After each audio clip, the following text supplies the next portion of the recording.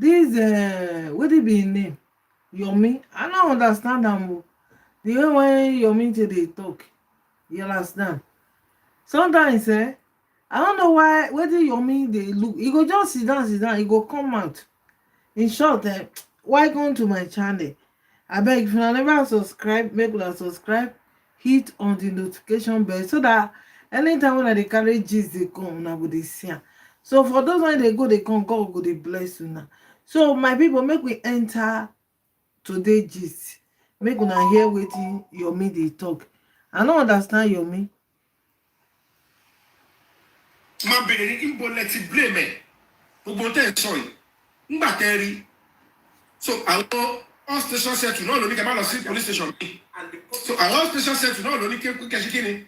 Kẹ́ allow ẹ̀ kó wá ṣe irú òkú. If you know she did it, and no, stay where you are. Simple. I want to know. When we after everything, every secret come out. Stay where you are. She was there. She enjoyed herself. She did all she can. Oh, one the boss in there who said, "Don't attack the boss." But they are already cocoa no do. Boxing.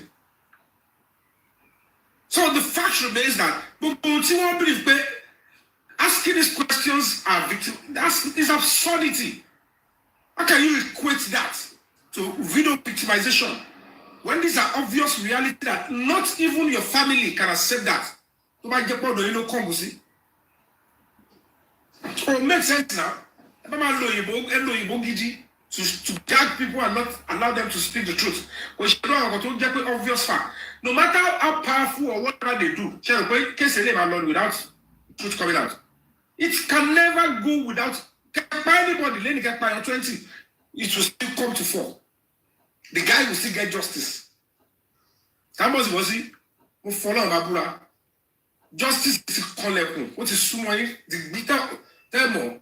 This so I've gone back. Call on parish and I will stand, pursue the justice to the last, and I will never compromise. From day one, September 12th. I have never compromised up until this moment. And I will never. Until I didn't share that in better. And I want to the government come as of one day.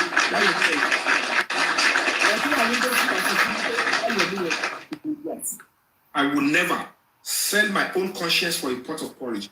Ilambaka. Tell me, Jawa talk to fake it for you. No, Jawa talk to fake for you. At the end of the day, take the name, let me face what I'm fighting for. Let me face it and let's get the truth out. Whatever role you played, truth will come out. Keep so vulnerable. For people that took his life to come, it will come out.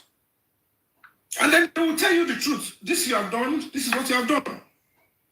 So don't stop thinking of unnecessary sympathy. Oh, media it will and to advise here, but they saw Yomi Fabiyi will be that to come after me. Nothing happened after them. I can waste you than at your ring. And Ricard, okay, I don't know.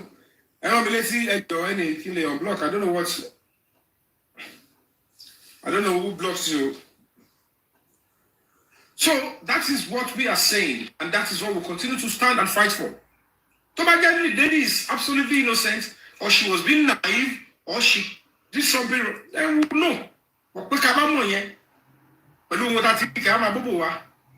going to work. It will work. This is Nigeria, not a Loba family. When somebody is fired, it becomes the state matter.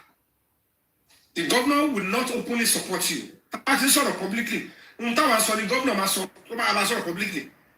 IG must publicly. The commissioner of police must publicly. That is if that is who they are. What they are doing is against the law. What we are doing is according to the law.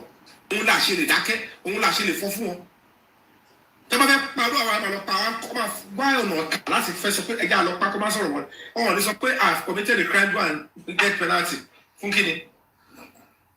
So anybody, any one of them, law, get conscious exercise, come law, law.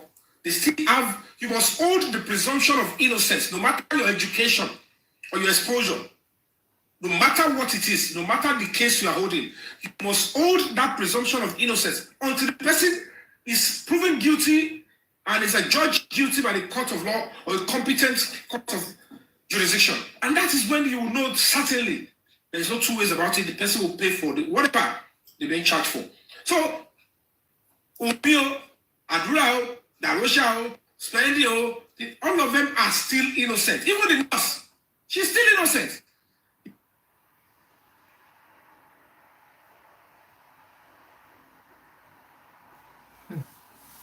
Did it happen now? She don't finish.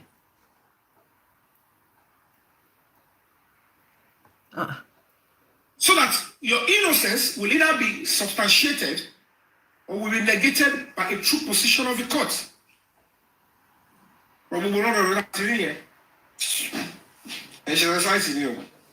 So, guys, nothing has happened to justice for Mohbad. It's continuing, packaging. Wabi, Osintoshi, Ishel Logidi. For free. Now you do. Nothing has happened to it. So,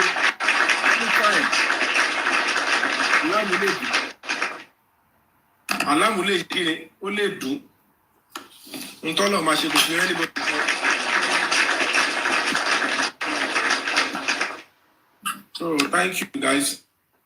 I don't know if I have any other question before I keep my leave. Then move with our critical thinkers, both sides, they are listening. And I don't think they can think deeply. I don't know. Critical thinkers our decide our Baba and Jani go see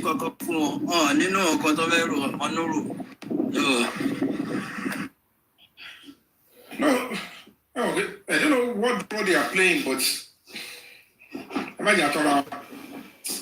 they are playing role of distraction. They are distracting people.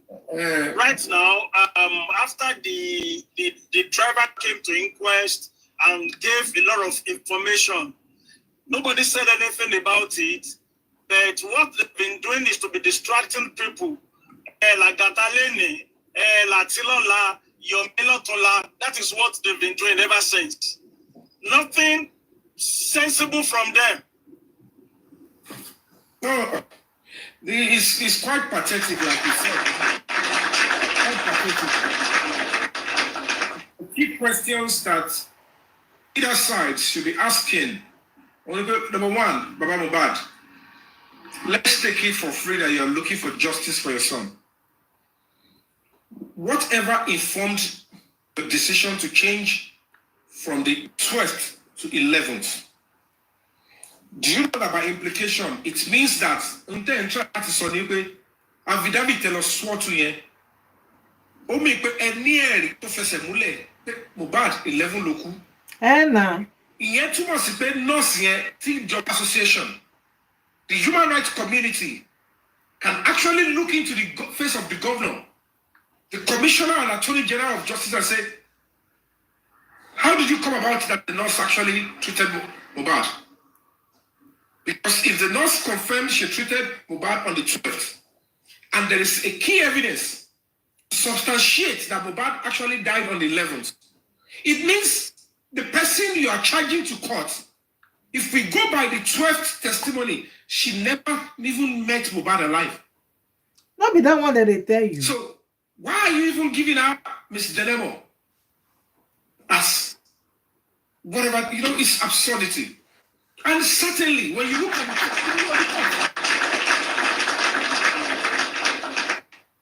at the testimony of the driver at the coroner inquest, under normal law, even to do anything on the stuff, you will know certainly that the driver is giving an accurate testimony, an account of what actually happened to him, that he saw and witnessed.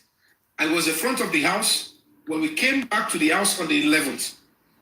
When they were going inside, after the fought, broke Mohbad's chain, And we got to the house. I said, hello, both of you, desist from this violence. Don't go in and continue.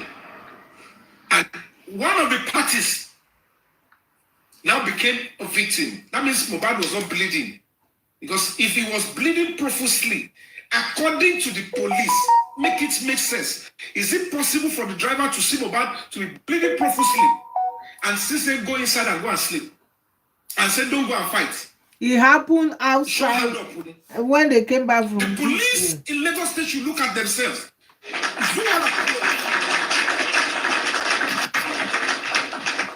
And they do you can actually job. Ọgúnrẹ̀mí, ikú ọ̀nì payín fún pọ́ǹtì yẹn, wá jèrè àwọn ọmọ yín láyé.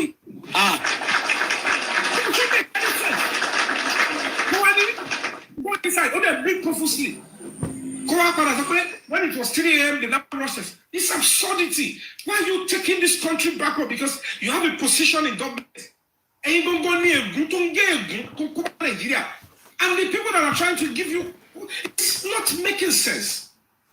You want any coroner inquest, and the inquest will still want to keep quiet. Inquest they need to protest. Job here go man won share. Like I won't know now. And me money over protesting why you inquest. I know what I'm saying. And my inquest here for the right thing. They shan't on that full move.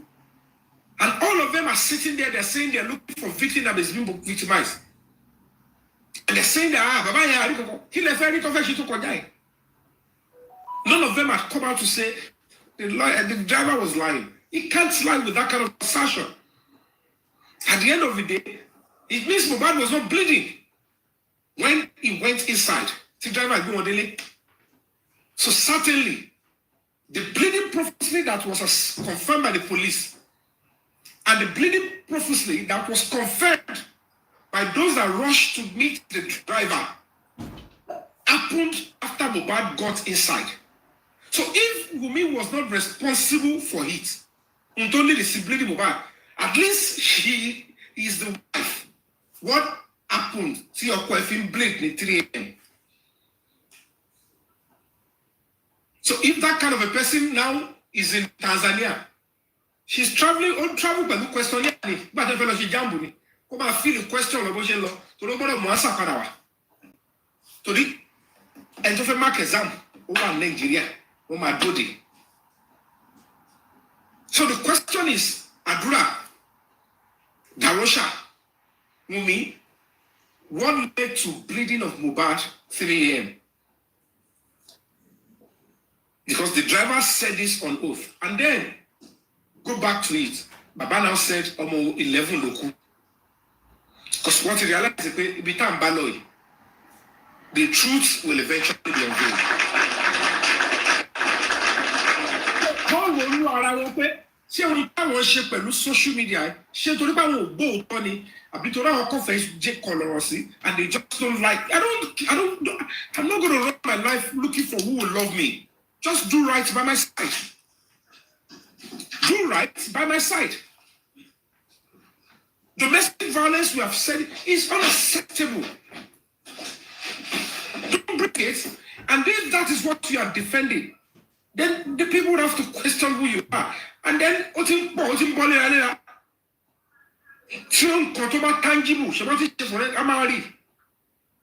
people me and come deceive I go follow my brother. I'm a ransack, I'm a chiffon forensic here. Mo fẹ́ mọ bóyá fẹ́ ṣe. Mi fẹ́ mọ bó ṣe fẹ́ ṣe.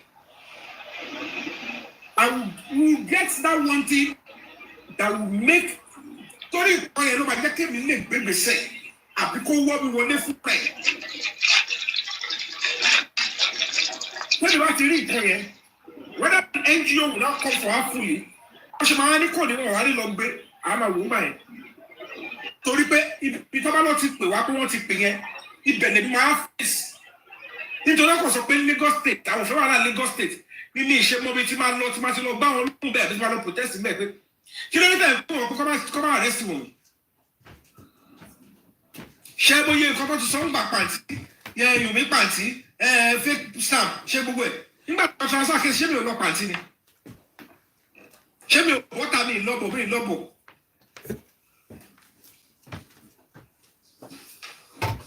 Tebi shout here latiri.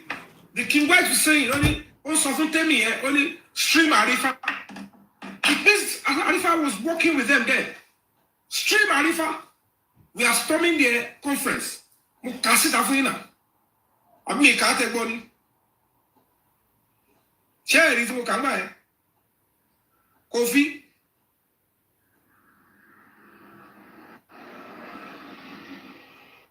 Bitu eko ba je papo.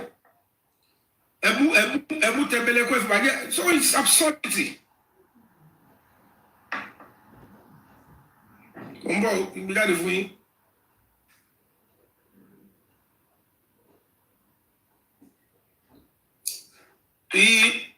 King White yẹn sọ fún Temi. Only Alice is full of evil. Alice yẹn ló sọ fún King White. Alice is full of evil. I always watch when you praise her and feel like she's normal human being. Woman, we call human. Alice is worse than snake. That snake, you know, consider. Sister, tell me, trust me now. We need serious strategy against these people. They are not relenting, and they will always rule it. They can't see draw a line. They will invite Yomi tomorrow. On Monday, they will not invite you. Make them go win the different. We can't win. Over the Wednesday, 15th January, Tashik press conference. By 10:48 a.m., the King White is telling the Temi platform where they were planning the terrorism on us. Said, please stream Arifa. Only we enter their conference. To link anyone they don't shake. This is how when you tell you expect them to live a very lawful behavior. They think it is an alibi to commit unnecessary crime, to go and take people's life and take, it's absurdity. Although you crime to commit it through the embassy, my friend, any leverage, okay, any illegal. So, on Monday, 16th of December, 6:45 p.m., 6:51 p.m. So people are recording online, please ignore. The lady now said, I've dropped it. Sister Temi, please caution that speaker to stop dragging Karimot and drag Yomi. Because Karimot come and drag Yomi. We still need a lot of information about Yomi from her. So they were using the Karimot, she thought they were with her. Whatever.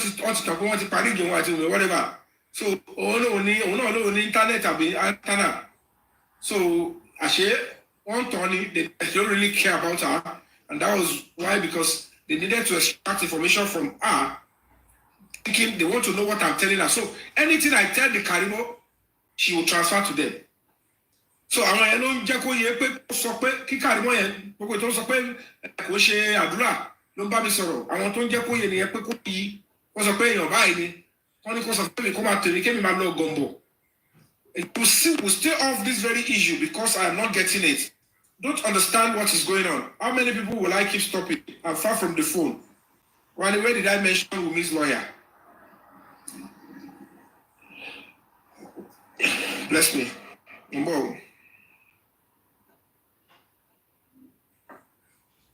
Then, when they enter the conference on that Wednesday, 15th of January, I've been trying to call you. Let them leave now, please. Let them leave now, please. I will only call leave. The Wummi was not just because the difference, our time difference. When King White informed Temi, he said, we entered the conference 10:48 a.m. In Batomadi, 12:27 p.m. That's almost about an hour and a half or thereabouts. The Temi was calling, okay, King White and Titi. I've been trying to call you. Let them leave now, please. Who are they? That was when they planned to attack and take my life. When the lady ever brought her, we have a video where she was even insisting on the mandate they gave to the Mohbad and Adura, called La Mikey, called La Mimi. And they know it was an ambush. The Radisson, they couldn't even allow me to Mosowo Hall. Only the cats. I insisted that money anyone be. If you ma koja mo follow ma bura mo de ma koja lo to. O se ki àwọn ewa pe. To ma le ma lo ja soro to lo ja sí level kan. And they took me back door. Radisson gongo lo fi mọ́tò gbé mi kúrò ńbẹ̀. My car, we left the car there. I will not fi mọ́tò ti won. And they can, and that is a serious case. When they did their own conference, I allowed them. I know what I'm doing. So they got on face offline. Kept them up. No more about interest in rubbish. I'm just doing my bit. When they follow Abula, will see me, she told you anything. They keep calling me lie, they keep giving calling a parrot, because accountability, a coffee and Babylon, keep them shit and she, I do give them. A máa bá yín kí wọ́n ṣe ní báyìí lórúkọ jẹ́ náà. Ẹ mọ̀ pé gbogbo tẹ́ ń ṣe yìí ló stọ́pù ìdínà oúnjẹ bàbá wọn. Bàbá tó fẹ́ fi kó ọmọ rẹ̀ máa kówó jọ. Ìkan máa sọ lánàá, ìyí tọ́lọ̀ ti wọ́wọ́ gbẹ́nu ẹ̀. Ó máa sọ lánàá, ó ní ó ní èèyàn kò sí bí Yomi ṣe tó Yomi tó lóhun starman ni gbogbo Yomi ò tí ní ìdá kan nínú owó tí bàbá Mohbad ní nísìnyí báyìí òun fọlọ́ǹbùrọ̀ ń fi gbogbo nǹkan pa mo wá rẹ̀ mo ní mo wo wèrè èló ni bàbá Mohbad ní ṣé lówó owó public tán dá fún iná ní tèrè tán dá tó kó bí 100 million jẹ́ ṣé ok bàbá Mohbad kò tí ì ná tán ó lọ kó pamọ́ síbi kan nìkan balẹ̀ sọ pé òun náà ti di multi-millionaire àbí tèwo àwọn wèrè.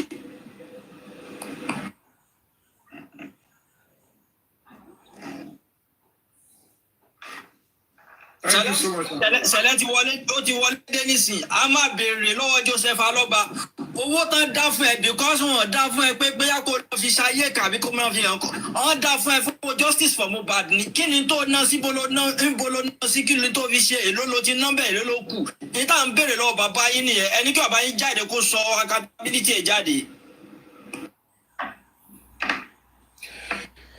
Anyway, ẹ̀yin tẹ́ ẹ̀ tí ẹ̀ báwọn ṣe ọ̀rọ̀ owó tọ́lá mi ò lè dá sí yẹn.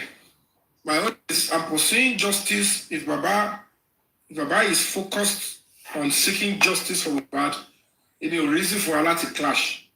If it made it at a clash, was because now Baba whether I'm mistaken you, whether I'm the family you are believed on a total stranger. To one who wash Yakuba from front of the CCTV. But I can tell you guys for free. Temporarily. And look on like we saw a meeting song. And look on like we saw one day will be one day. CCTV made my water. Emari. I don't take no for much why. Àwọn bí táwọn ọmọ sọ pé ìyọ̀ mi ẹ̀rù máa ń bá òwe àmà mo burú mi ò burú mo ètì kì máa ṣe nǹkan láàbọ̀ mi ìdẹ bọ́bọ́ ṣe ń dalẹ̀ yàn àrùn tí mo ní ni pé I don't do àbọ̀ mi ìdẹ bọ́bọ́ ṣe tó bá ti le jù màá rìn tèmi síwájú tí n bá gbèjẹ lòmí stage kan ẹ̀rù máa bà á fún rẹ pé láì ṣèṣù òbẹ̀lẹ́kún sunkún kẹ́rù òbẹ̀lẹ́kún bọ́ọ̀lù ṣe dá oníkálukú èmi ò bọ́ọ̀lù ṣe dá èmi yẹn. You anything. You don't me share life for me. I want to keep fighting for the voiceless. I want Nigerians to know their rights so that this country will get civilized and get better. To my outsource insecurity. Could make any sense. Not around Pani working again. Tell me no, that means my son will go through the same thing. And you're kidding me. Why am I ahead of my son? I must play a part to reduce the burden so that when it gets to our children, they will see little things to fix and then the country gets better for everybody. torí kò sẹ́ni bá sọ pé mo ní agbára kan tó wà nínú ìlú I must play a part because mi mo gbà tí mo ń lọ.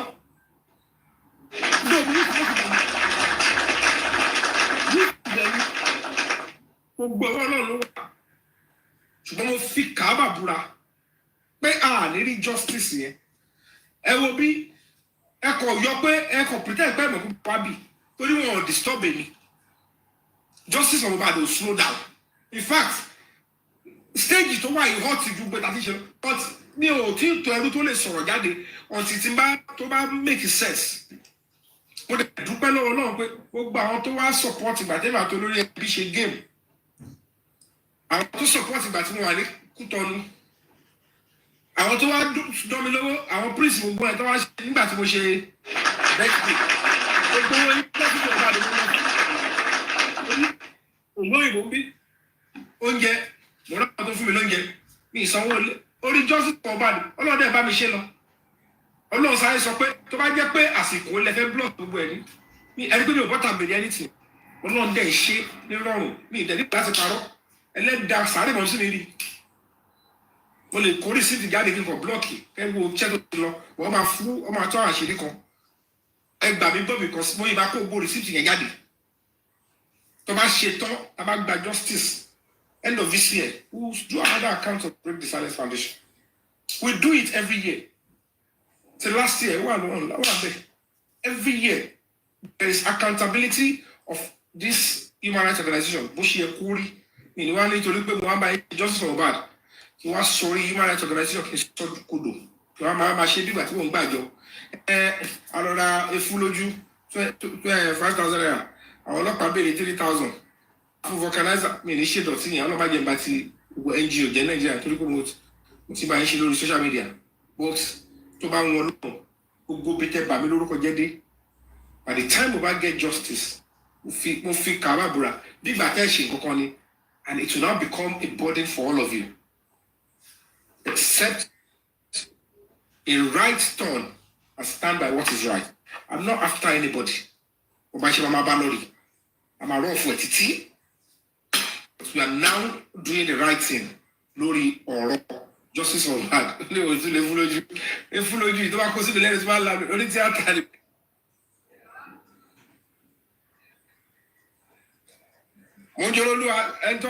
Please talk if you have any question.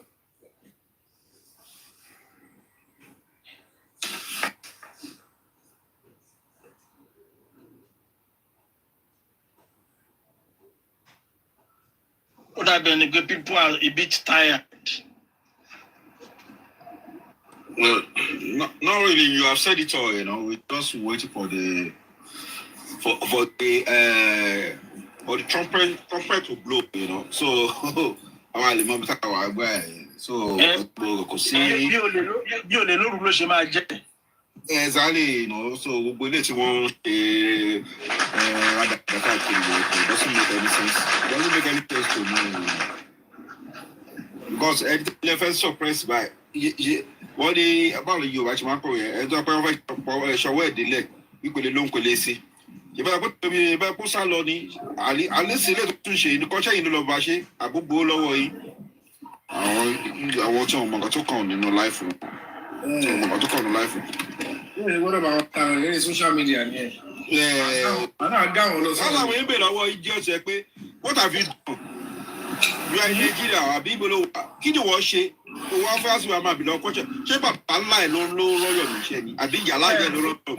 We are wish you lower. And I want to come here. I go for 2 years. No class. Only get to the idiot, she went Babalaku, royal military to have my question away. You don't about to run, share about question. You don't have right, let's my question away. Only beautiful. No, the determinant those to donate to the foundation. So if I'm the leader of the foundation, he has right to ask. No command to me. The point that they donate to me does not mean he doesn't have to say this is what I've done. When I criticize only, it makes sense. Criticize and play a part. That's the only way we can get results. To simply enjoy it. No, come out to play. I think it is not right now. When there's a success is coming along. Success is the overall effort of the progress to make. The progress in our achieve in what success. And over the time, progress will make sense. Over the success story. And when I highlighted the success, progress, but Yomi is not at home now. Hey Joe, tell me the diplomatic to Yomi. Everywhere quiet, everywhere dark. Nothing goes on. And I mean, I go there now. I don't know about you actually. No, I never complain. I will never blame government. I blame government to check. Government to check. That's why I want Nigerian politicians and they want respecting now. They are the people who are dedicating Nigerian government who respecting now. I push up on my life and my boss around to call life. What about you writing? They about push government. Government will listen to you. Government will listen to you now. Because you think.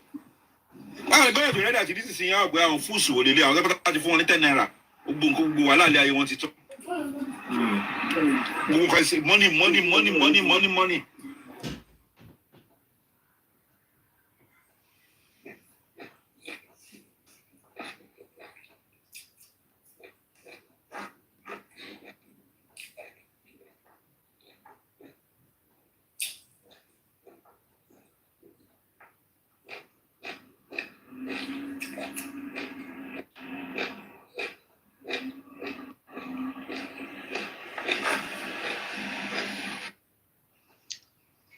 Ṣẹ́rí dá tó wá lẹ́kọ̀ọ́ yẹn ọlá pé ńgbà tí ọ̀rọ̀ yẹn ṣẹ̀ṣẹlẹ̀ Mr. Yomi ò tí wọ́n sì wà táwọn tí wà sí TikTok ń gbà yẹn tí wọ́n bá wà TikTok ní ẹ̀ ní aláwọ̀ dáwà ní fẹ́ bá dáwà sọ̀rọ̀ láyé yín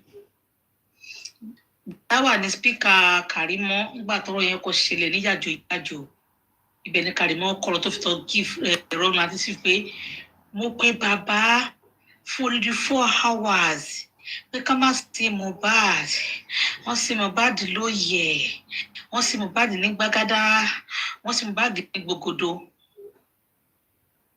ọ̀dọ̀ dáwà yìí ni dáwà class lórí burúkú yìí ìgbà tí mo ní kí mọ́mí gbé mi sókè Ọlọ́run yọ wàhálà tó máa gbé mi sókè ọ̀rọ̀ tí mo máa sọ. Madam Oyinko. Ma sa. How can we support the break the silence? The account number. You can volunteer. Please post the account number. Otojo Meka. How can they support? They can volunteer by participating in things that we do. But trying to be a volunteer, just we want many Nigerians to know their rights. And by the majority do not know their rights.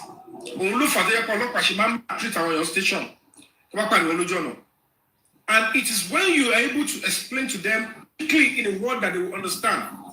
Nobody this, I know my rights. So if you are telling me I will take you to station, I know if you take me to station, take me to police court, you can't win. You pay damages. Let me say what I see. You come out of venture give me court. Must be my guest. The must be a case delay. Mo follow my brother dada. Ma vi ni owó ni. Torí pé tó bá ṣe ṣe tó bá any to waste time me. O ma sanwó legal fee and the damages dey. So I don't have any problem. If anybody wants to charge me to court, so I'm doing what I'm doing under the act of the law. But when Nigerians don't know, what my baby fún tó jẹ́ right wọn. Ẹ wo olúgbà tí káàdì wọn yẹn fẹ́ sọ báyẹn, ó náà fẹ́ stage yẹ. Because of àdúrà sí kọ́ lè fún mi. Why? It's ìrònú ẹkúṣì ni. After 48 hours, you deserve and you have rights to pay. But nítorí pé we keep allowing police officers, they will not hold you against your will, and then Thomas commit a crime talk by extension. Don't remember by extension because the first thing the lawyer to ask is, I need to quickly let me see the extension. So if you decline me, party provided. Within a particular time, you can go to court and sue for fundamental rights breach. And when they ask the police to pay, they will pay. The man that make sure tẹ́ bá ti ń lọ court tẹ́ bá gba judgment station ọ̀gá lè máa gbé lọ. There is Police Service Commission. Take the copy of the court verdict to the Police Service Commission because you must join them in the suit. So the moment they refuse to obey court order,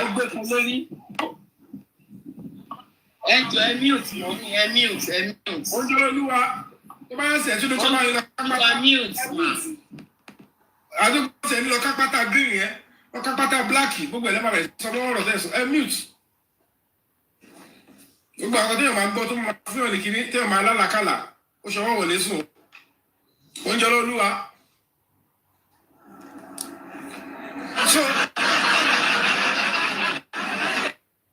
So basically àwọn nǹkan tá a fẹ́ máa ṣe nìyẹn, and when we want to do that we need human volunteers. We want to go to police stations, we want to work with police stations. It's going to get to a stage we will speak to probably Ogun State Police Command, National State Police Command. We need all the police stations. Èèyàn kan kọ́ àbí ọlọ́pàá méjì. A fẹ́ ṣe 2-day summit fún wọn. The OC on the head of human rights in each police station. How can they ensure that the rights of everybody tó bá gbé wá station yẹn ó wà effective? How can we work together with them to ensure that ẹni tí ò ní lawyer àfún lawyer? Àwọn ọlọ́pàá yìí educate them, because we will have to educate those officers to educate their officers too. Because most of these police officers, elevate were the police force. Promotion exam in Koloshi, Kolo seminar, Kolo course. Who they were the show up 25 years. How many years have you been and when you grow up and go discharge, no human relations courses, nothing. So we go courses to your question one.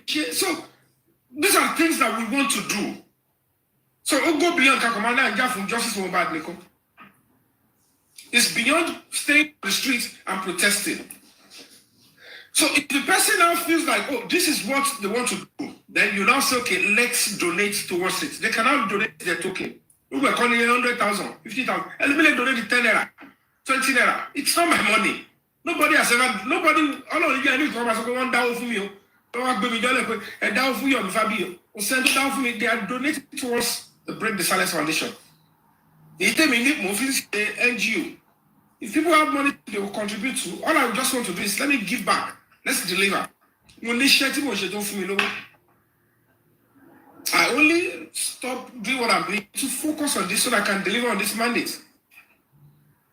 I'm not working for Mohbad.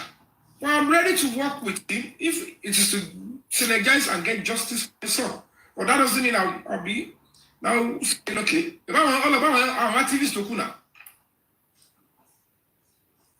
I just want to take it step by step. My case to my Lord most of them, they contact anti-justice in one, they only want to silence you. One first silence in nǹkan tó fẹ́ ṣe nìyẹn Ọlọ́run dé fún wọn ṣe. Gbogbo ètò ṣẹlẹ̀ títí mo fi wò pé kí n mọ̀ pèsè, I can tell you all for free. Gbogbo time yẹn kanáwó wọn permit because wọ́n ti rìn débi pé wọ́n ti wò pé the only impediment right only in Yomi yẹn and they like ẹ wá bá ṣe delete Yomi yẹn tọ́wọ́ bá wò bá mú let's take his son and they failed because ó ṣì máa yà wọ́n lẹ́nu pé báwo ni Yomi ṣe mọ̀ so quickly. And we don't have to deceive ourselves. Mi ò fàdúrà ṣeré. Èmi ò fi àdúrà ṣeré. Àdúrà gidi tó ti ń gba àdúrà gidi. Lèmi ń ṣe.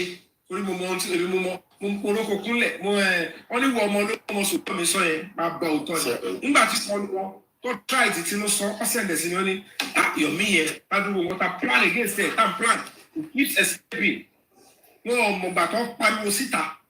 Definitely that Yomi yẹn máa lóògùn. Ayé lẹ ń ṣògùn èmi ò ṣògùn má bà tèmi jẹ́ lè ní ṣe ó dẹ̀ ṣàdúrà tó dà so gbà tẹ́ ẹ̀ ti rí tèmi bàjẹ́ ẹ̀ ń pè lóògùn tó dé tani ẹ̀ ọ̀ngọ́ well done.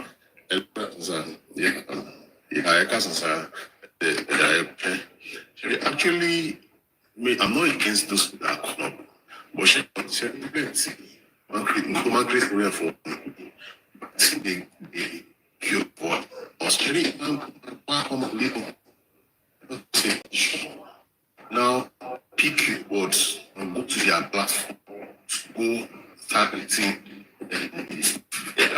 wrong.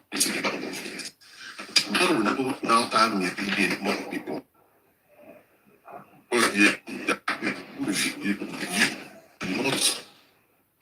You don't give them chance for You are breaking up. I cannot hear you. Oh God, I cannot hear you at all. If you can hear me, you're breaking up. Yes, sir. Oh God, please can you? What's better say? Yeah, please, the network. What's better say? Okay. You like this, sir? What are of the opinion? Check most of that was around. Better. Everyone, okay. If you can hear me, sir, please come back again because we're better. While the later we were on jail already.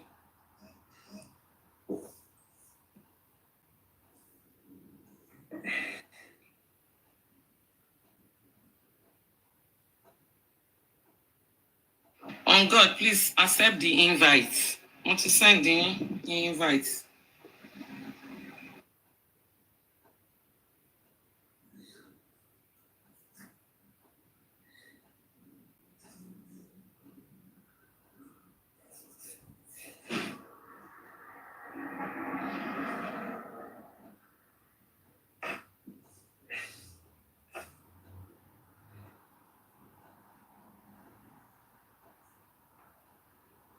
Hello, Miss Oro.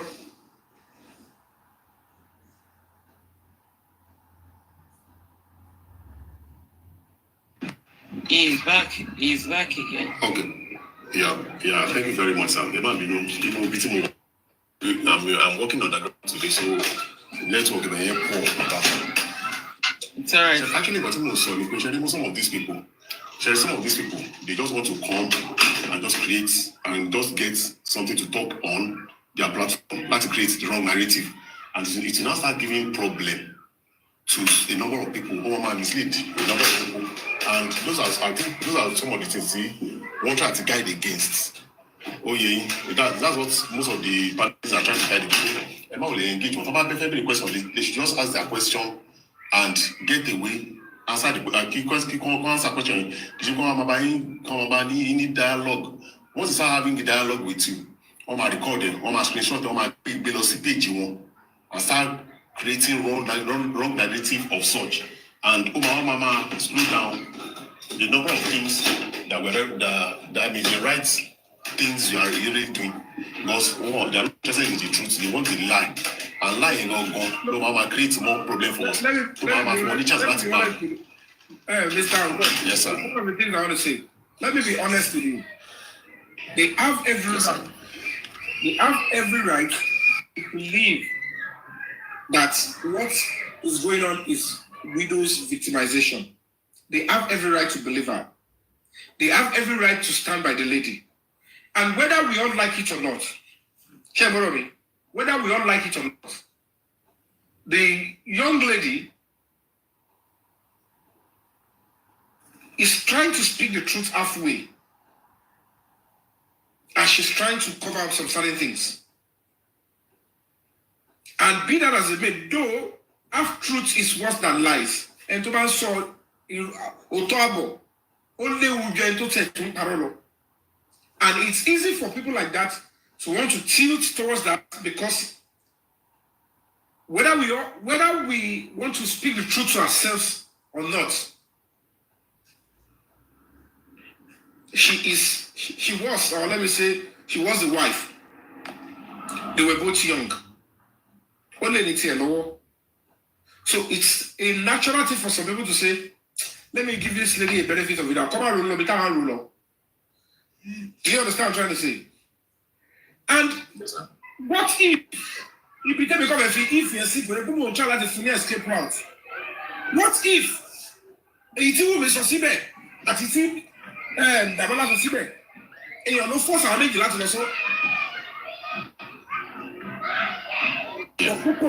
She's still not speaking the truth. To take a step in. But you need somebody to explain to them. And don't expect them to accept immediately. I got to know my soul. Only that got failure already. In my son, I have nothing against them. And I will respect the fact that they want to scrutinize me. If I am new,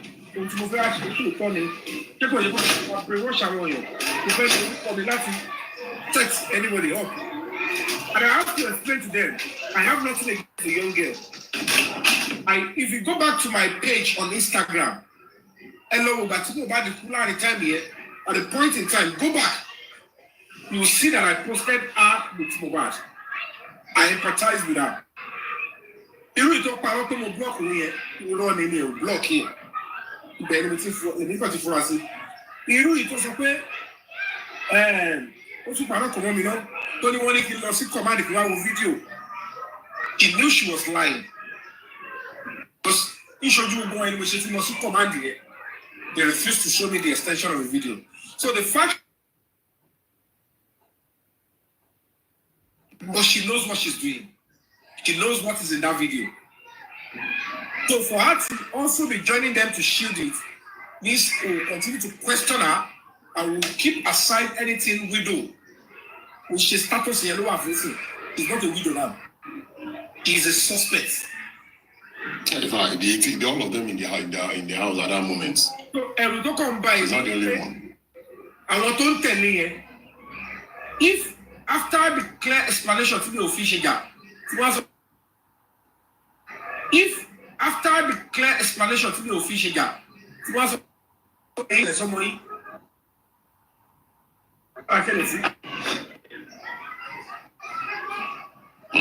Because when you speak like this, it's not out of 8.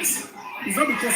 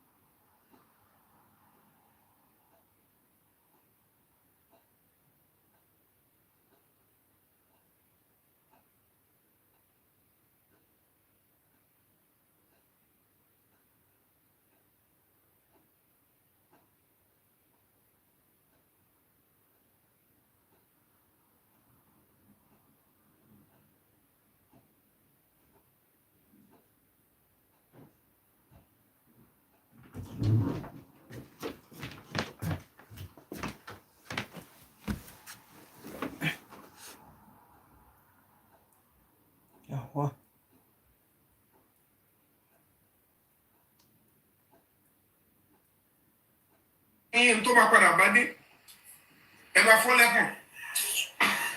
ìtọ́mọbádé náà lè dá tẹ́lẹ̀ tẹ́lẹ̀ àwọn náà mọ̀ pé èrè bí ò dá tẹ́lẹ̀ náà abálọ́ bí ò lè abábọ̀ bí ò lè dá. orí gbogbo àwọn tó wà ń di ọ̀rọ̀ Mohbad délẹ̀ àti tẹ̀fojúrí ọgbà àwọn tó jẹ́ bíi main figure yẹn kò sí tí ò lè gba ohun tó yẹ kó gbà á fi fìlà péré wọn. ọlọgbàtẹ́gùn ni ẹjẹ́ orin lọ kó rìn bọ̀ torí pàtó wà lẹ́wọ̀n yẹn ìlú ayé bọ́ ta ẹjẹ́ orin lọ ẹjẹ́ orin bọ̀. ọgbọ̀n ìdá that state ó dẹ̀ ń jà lọ dì sí. wàláì. ẹ wá rò pé ṣé lóbi ó fẹ́ bá yín ṣe léyà ni Mohbad bá yín ṣe léyà. kò lè yé yín ẹ bá gbọ́ kò lè yé wọn rárá kò lè yé wọn. mi mọ bọ́ ní sùtọ̀ ṣe ń jí ẹ̀rọ kan wọn ti kú wọn ní ẹ̀rọ àbójú kò kéré mọ. ìjọ òní kò bí ẹ ti ṣe ẹgbẹ́ ọ̀rọ̀ Tanzania ìjọ òní ti polówó orun gbẹ̀yìn báwọn tó kó wọn fún obìnrin. ta ló fẹ́ ra arun òkú lọ́wọ́ wèrè. tìpìtì ti bá ta ló fẹ́ bá ara rún. ta ló fẹ́ bá ara wèrè tó ń tà kiri. wọn ò so tọrọ nígbà tó rọ lẹ́wọ̀n so tọrọ fún wọn. ṣọ́ọ̀bù yẹn náà kọ́ lè bá àjogún ẹ̀ lọ́wọ́ ìdáná ṣe ní kọ́ lọ sí ṣọ́ọ̀bù kọ́ lè bá àjogún ẹ̀ lọ́wọ́ ẹ̀ wọ́n kò tó wá padà lọ sí prison yẹn nígbà tí ó bá ẹdẹ ṣọ́ọ̀bù ti dojú kó tó dé wọ́n mọ tán ṣe wọ́n wà dẹ náà ni à ń play game náà fún ni. wọ́n máa ń lo wíìgì prison. èmi ò mọ. ẹ lè rẹ́rìn púpọ̀ jù. ó sì sọ̀rọ̀ ó sọ síbì. wọ́n ní sọ máa ń lo wíìgì prison. wọ́n bá plan bọ́ ṣe máa dogun ṣọ́ọ̀bù yẹn mọ́ lọ́wọ́ tó bá lọ prison tán náà ni. aláì police station lọ́wọ́ àti ìgbàlẹ̀ lọ́wọ́ ẹ̀kọ́ tó ó sì ẹ̀ tó dé kóòtù. aláwakíwá lórí pé ẹjọ́ náà jùlọ ẹjọ́ náà júbọ̀. lórí pé kò sí bẹ́ẹ̀ fẹ́ sọ. tẹ bá lè wá ikú tó pa Mohbad pàlá ẹ má wá ikú tó pa Mohbad sí bus stop ilé ẹ̀ ìbá inú ilé Mohbad. inú wàláì àdúrà nìkan ti tó fún alẹ́ fídẹ́ǹsì. ẹ ń tọ́ra ìṣẹ̀lẹ̀ tó bá fẹ́ bí síba rẹ̀ tí ò lè bọ́ ọlọ́ọ̀ nípò ẹ̀ tí ò lè padà jèrè gbogbo tó bá fi ọwọ́ ẹ̀ ṣe ló bá lóun wá ikú Mohbad lọ sí bus stop àbóhùn wa lọ sí ọgọ̀ǹbọ̀ police station àbóhùn wa lọ sí ẹlẹ́rẹ̀ police. wọ́n mọ̀dà wọn gan sọ pé Mohbad die inside house so whatever. so nígbà tó bá dá iṣẹ́ nọ́ọ̀sì yẹn ló jọ Mohbad nọ́ọ̀sì wo tí bàbá sọ pé. bí nọ́ọ̀sì yẹn ṣiṣẹ́ owó ẹ̀ ní Mohbad kan ní nọ́ọ̀sì gún lábẹ́rẹ́. ó sì jẹ́ nọ́ọ̀sì yẹn ó lè jẹ́ 11 yẹn ló wá. ọjọ́ Tuesday ní nọ́ọ̀sì tó sọ pé nọ́ọ̀sì náà pé Tuesday ló wá. ó lè jẹ́ 11 yẹn náà ló wá kó jẹ́ pé ohun tó sọ yẹn náà ló padà ṣẹlẹ̀.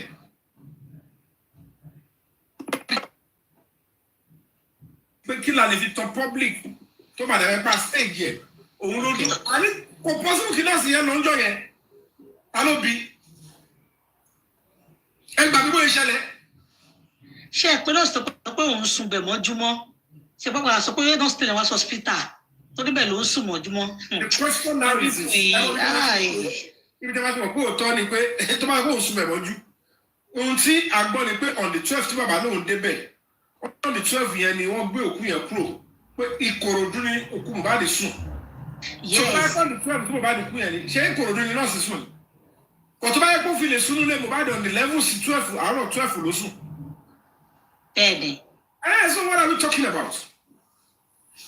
Kò sí gbogbo ìtàn ṣe yẹn. àfàìmọ̀ lọ sẹ́wọ̀n ìyá Mohbad gan-an díẹ̀ ló máa kù. ẹ má làágùn jìnnà ikú ilé àwọn lára àwọn tó tàtúnṣà rẹ̀ ṣùgbọ́n ẹ lọ kọ́lẹ̀. anyway bó tilẹ̀ jẹ́rìí àwọn ọmọ ẹ̀dẹ̀ láìkí gbogbo yín ó dẹ̀ mọ orúkọ yín ó kọ́ sára ẹ̀. ẹ wá wo ọjọ́ tẹ́jẹ̀ bọ́ lára ọmọ yẹn tó ń kọta tú yẹn tí ẹ̀jẹ̀ bọ́ lára ẹ̀. ṣé ọkọ̀ tètè dáríjà àwọn tẹ́wá rí pé wọ́n ti gbé yín gbóná wọ́n ti gbé yín lórí justice wọn báyìí. wọ́n ṣe nídìí gbogbo wọn tẹ́ bá máa go forward lórí kéèsì tó tọ́ bá padà fúnlẹ̀. You need to start thinking of how you can better your life. ṣé mọ́ mi lọ lé ni ṣé wọ́n tán látẹ̀ka wọn àti ìrìn ibi tán lọ sán lọ lé ni. wọ́n lọ lé ni. ok. tọ́wọ́ rẹ sórí báìkì lọ́wọ́. ní báìkì ló wà. ọ̀rọ̀ àmàsáré o. àyè bá ti ẹ̀gbọ́n láì fún náà ọkọ̀ tó ṣe wọ́n ṣe bí ìgbà tẹ́wà lórí ẹ̀ máa wà. ìyá ìbá láìkí àwọn eré lọ́wọ́ kẹ́ wọ́n tún wá lọ ṣe eré orí igi. kí lẹ sọ tí wọ́n lè yọ mi mo dájú náà apatẹ́ntìf. eré orí igi eré ó ìyẹ̀pẹ̀ wà eré apatẹ́ntìf. Or don't you put your kia past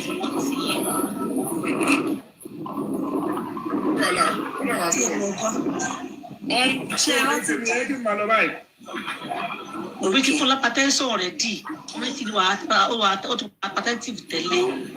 Ní iṣẹ́ tí ẹ rántí ìgbà tí Wùmí ń sọ tó ní kọjọ pé kó bá jẹ́ kí ọ̀rọ̀ yẹn kó fébọ̀ ọkọ òun náà là ṣe ẹ rántí statement yẹn. Àyè fara fífọ̀ ọkọ ẹ̀ gba CCTV camera nìyẹn. Kó bá jẹ́ kó fébọ̀ ọkọ òun náà là. Ẹ̀ka àwọn public ẹ̀ka ṣiṣẹ́ wa bí iṣẹ́. Ìgbàgbọ́ ẹ̀ gbìyànjú o. Tí ó bá jẹ́ bẹ́ẹ̀ ni wọ́n fẹ́ rọ́mọ lẹ́wọ̀n gbére rárá tí ò ní dé mọ́ ni o. Àgbọ̀dọ̀ gbá. Ọlọ́run ti gbàgbà fún sí ẹ. Ọmọ ẹ̀ dà fìtàfìtà ó gbìyànjú. Very soon everything will come to fall. Ẹ ṣe àwọn àfàdúrà ràn wá lọ́wọ́. I only need your prayer. Ó sì yẹn. À ń ṣàdúrà o. So, mami, mo ń jẹ́ lọ́lúwa, I gotta go. Ó sì yẹn. All right o. Ẹ bá a kó rẹ̀ o. Agba, I love you all. Love you too. We Máa love kí àwọn ìyàwó mi tó wà níbí, ẹ báyìí kó fọwọ́ kàn wọ́n. Keep us lẹ́nu ọ̀rọ̀ kíláàsì ló ti ṣe ṣúlẹ̀. Ó wà pẹ̀lú boyfriend yẹ. Keep us lọ sí nípa. Mo fún láyè kókó lọ jẹ iṣẹ́ ara wọn lẹ́nu. And then, kí náà, Princess Ayé Adé. Coffee? Okay. Mo ṣe kọfí, kọfí ò lè jalè mi. Ẹlòmíì ló jẹ iṣẹ́ Keep us lọ́wọ́ yìí.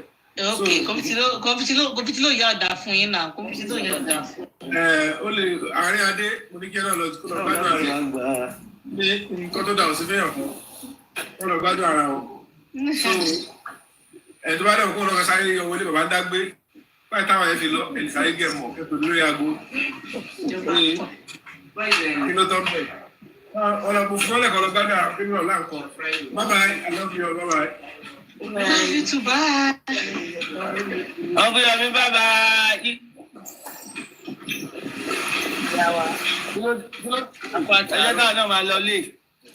Ẹ kú àtàrọ̀. Ẹ lọ ẹ̀kọ́ head live yẹn ni, ẹ wà lórí báìkì ẹ̀tọ́ live. Sọ ẹ̀ kí mọ̀ pé mo máa ń kúrò bẹ́ẹ̀ so many times. Èmi mọ̀ bí mo ṣe bẹ́ẹ̀ ṣe ń ṣe ẹ̀rọ ìtumọ̀ bẹ̀ pé àṣẹ wà lórí ṣé ẹ̀ lọ lé ni bí wàá tí kò bá ń gá up. Ẹ mọ̀ pé tó ní báìkì mi bá ti dé tí mo dẹ̀ rí pé Uncle Yomi sì bí sí mi friend live mi. Kí ló dé pírítì àbí kò sígbà tẹ gòkè ẹ má má sọ̀rọ̀. Ẹ fẹ́ ǹdí ẹ̀ tẹ́ bá délé ẹ̀ máa wá padà wá ṣe wá padà. Láìpẹ́ máa tán fún lórí ọ̀kadà yẹn ẹ wà dangerous man. Pírítì àbí kò sígbà tó bá gbé gòkè ẹ má sọ̀rọ̀ ṣáni. Molly, I cite you, my sister.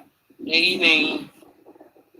Mi ì rí ọgbọ́n tó fẹ́ dá mi ì fún ìfẹ́ gbígbà pé wọn ò ní jẹ́ ìyá. Ẹ gbà dàrọ́ ẹ̀ ṣe dáyọ̀ lámọ́ wa o. Àmì Jésù. Ó dàrọ́ gbogbo o. Ó dàrọ́ màá o. Ẹ ti ẹ̀ ń tíra lẹ́nu jẹ́ mẹ́ta ẹ̀. Ó dàrọ́ oúnjẹ.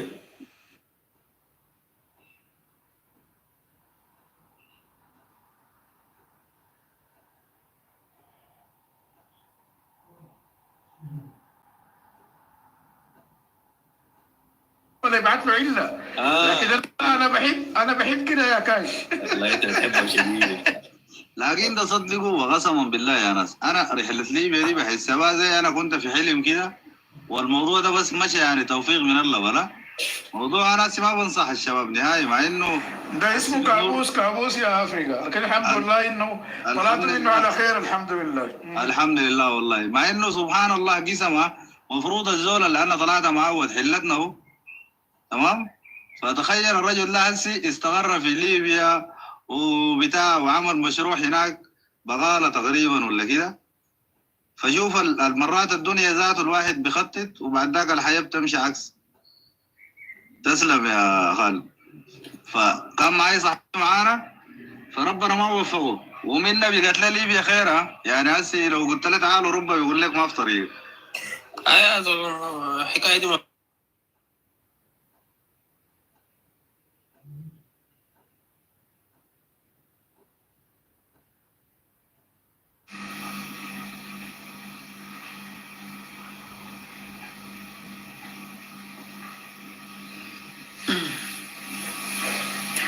Ọ̀gá àwọn èèyàn dẹ̀ ti post ẹ̀ náà títí kù sí ti crocodile please can you beat Lori Titi Kush gain. The heart does get tight.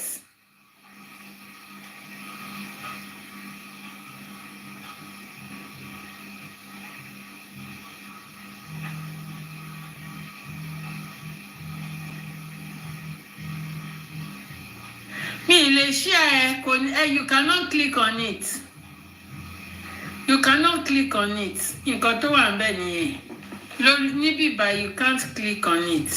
Kò ní lọ ni.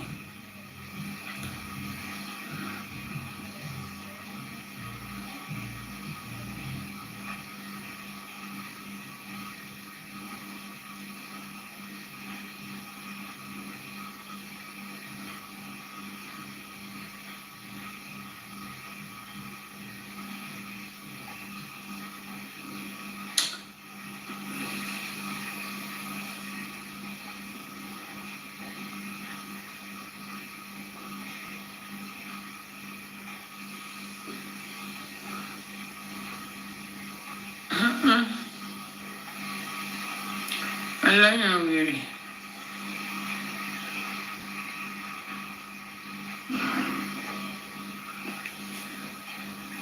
Yeah, go to Titi Kush. Even sexy me gan. But àwọn olóríṣiríṣi yẹn. No, post àwọn. Binti gan ni Binti.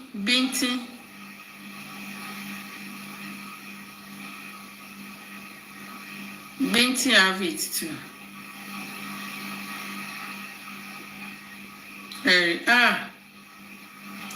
Binti lálẹ́ sí bíbá.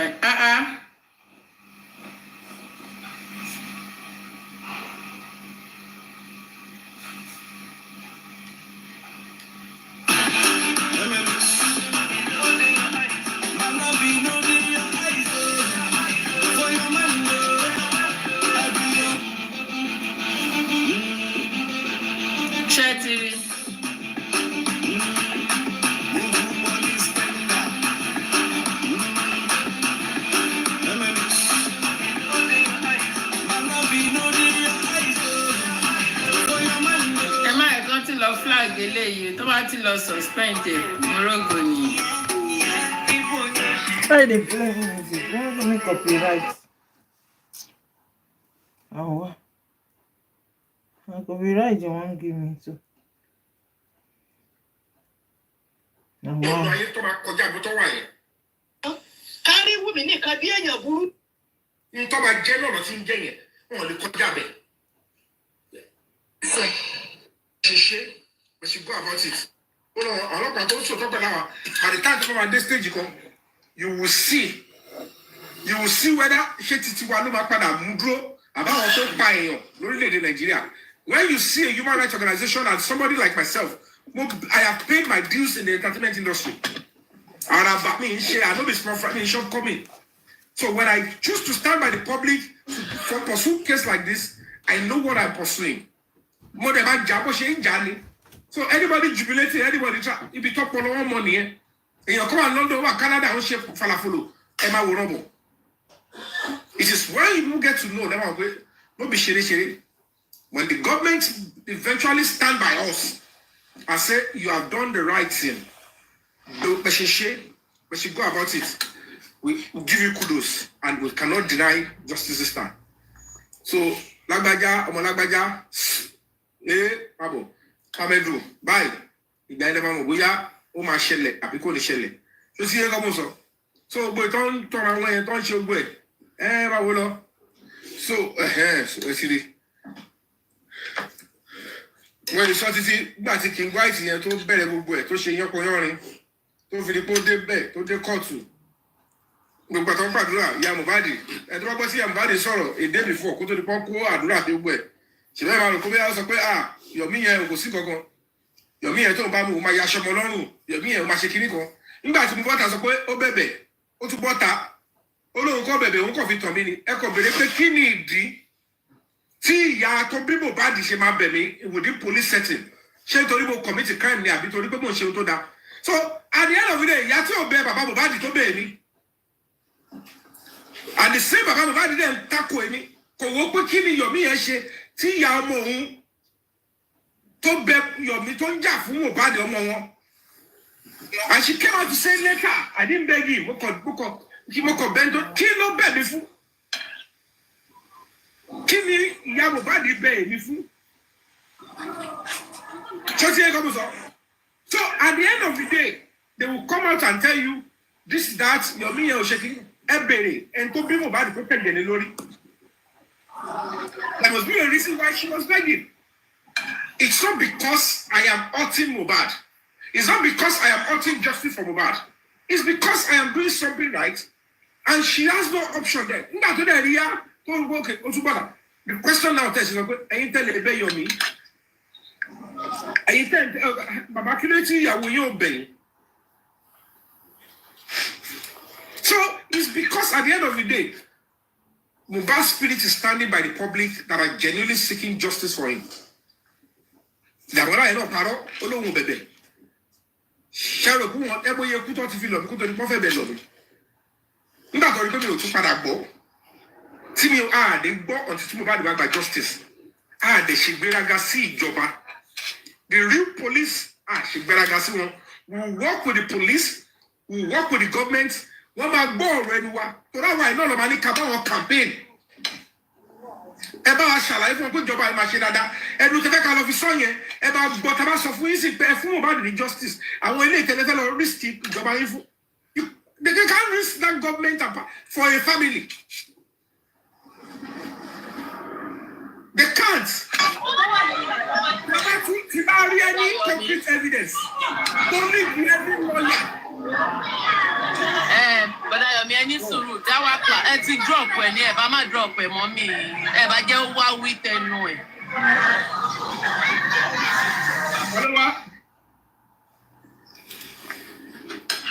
Lára àwọn akọkọjáyé ni.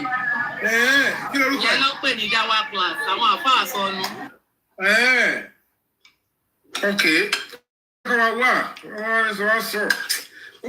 The point is, everything jáde ṣẹfẹ lọ wá wọn lé wọn káàkiri pé òkè o àti wíìnù nígbà tẹ́ ń play football match ni ẹ máa ignore ni ọkẹ máa fún wọn lẹ́ẹ̀kan ṣe wòlímọ̀ tiwọn. Some of them don't even know what they are doing. Èmi tí ní ṣe ni wọ́n rí pé àwọn ti rí tíìmù kan lélẹ̀ káwọn kọ́ wà ní tíìmù bí kọ́ máa sọ di game òun lọ́ fi ń help with depression wọn ní táwọn àṣekọ́ yẹn kò yẹ yín so.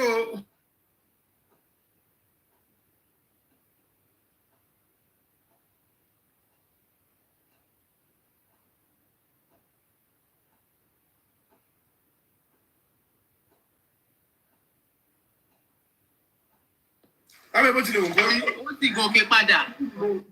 Ẹ understand? Welcome wọn. Dáwà ẹ káàbọ̀ o. Dáwà class. Yeah, good afternoon, sir. Good afternoon. This your visit this evening, lágbára o. How is everything? You want to engage Uncle Yomi or what? Well, if he wants to talk, I'm not scared of anybody to talk to me. Yomi, how you doing?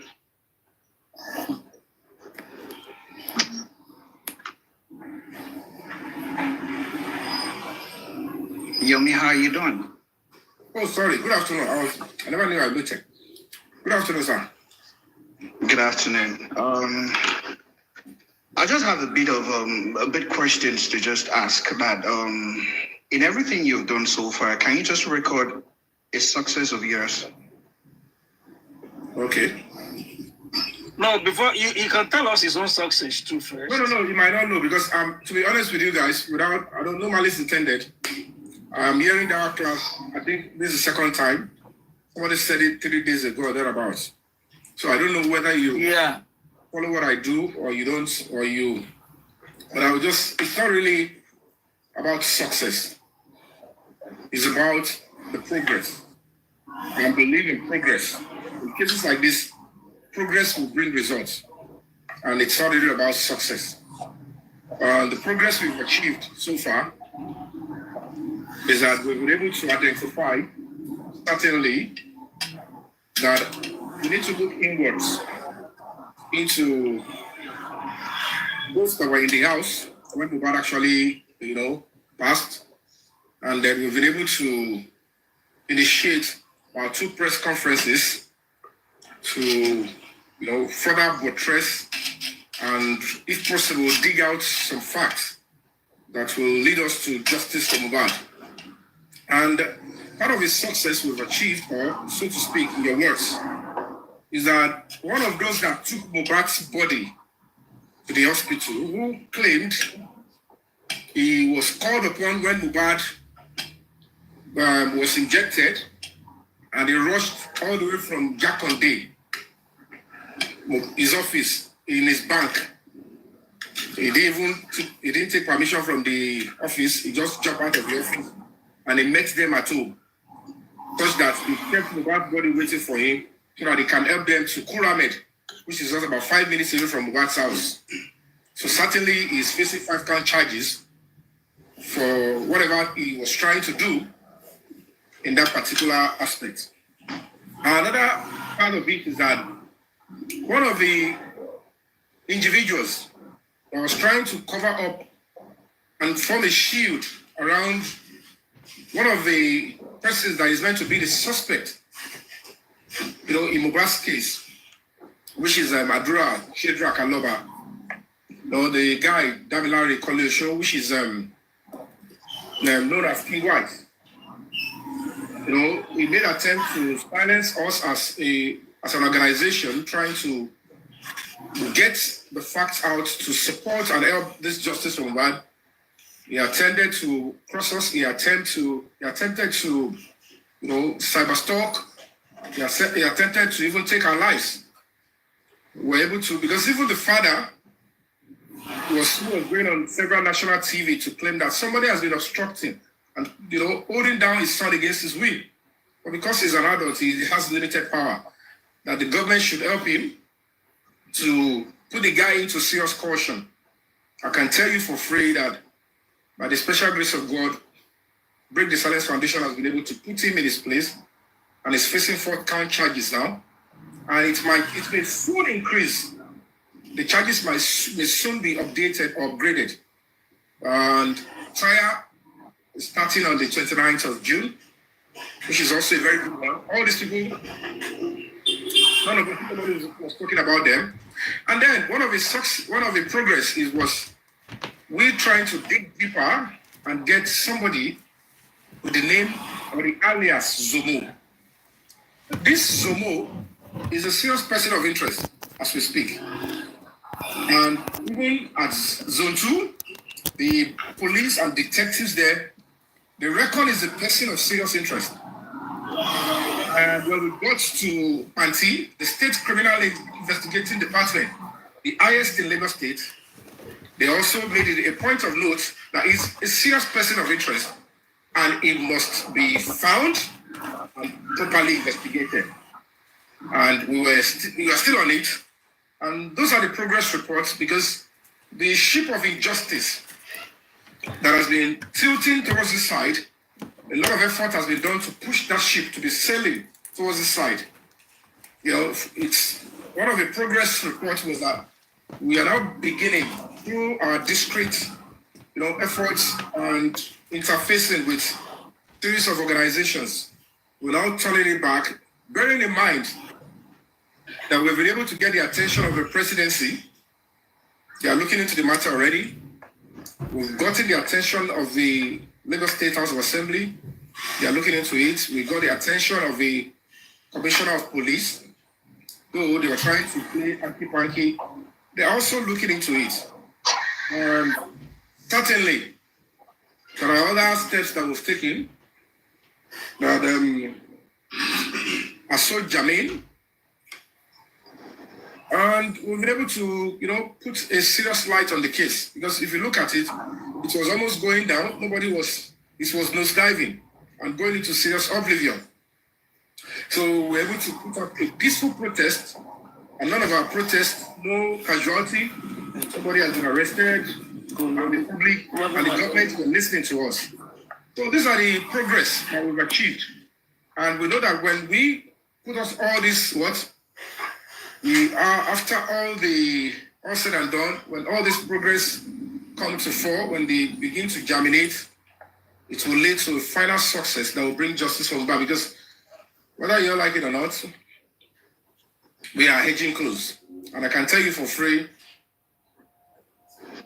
97% or 97.something%, we are getting close to justice for Mohbad. And whoever took Mohbad's life will come to fore. It will be so clear. So that is what we have been able to do. So thank you. Okay, thank you, Yomi. Please, I've been silent while you made your contributions and your submissions. Please, I would like to beg the panel to just... Mr. Dawa, no insults, please.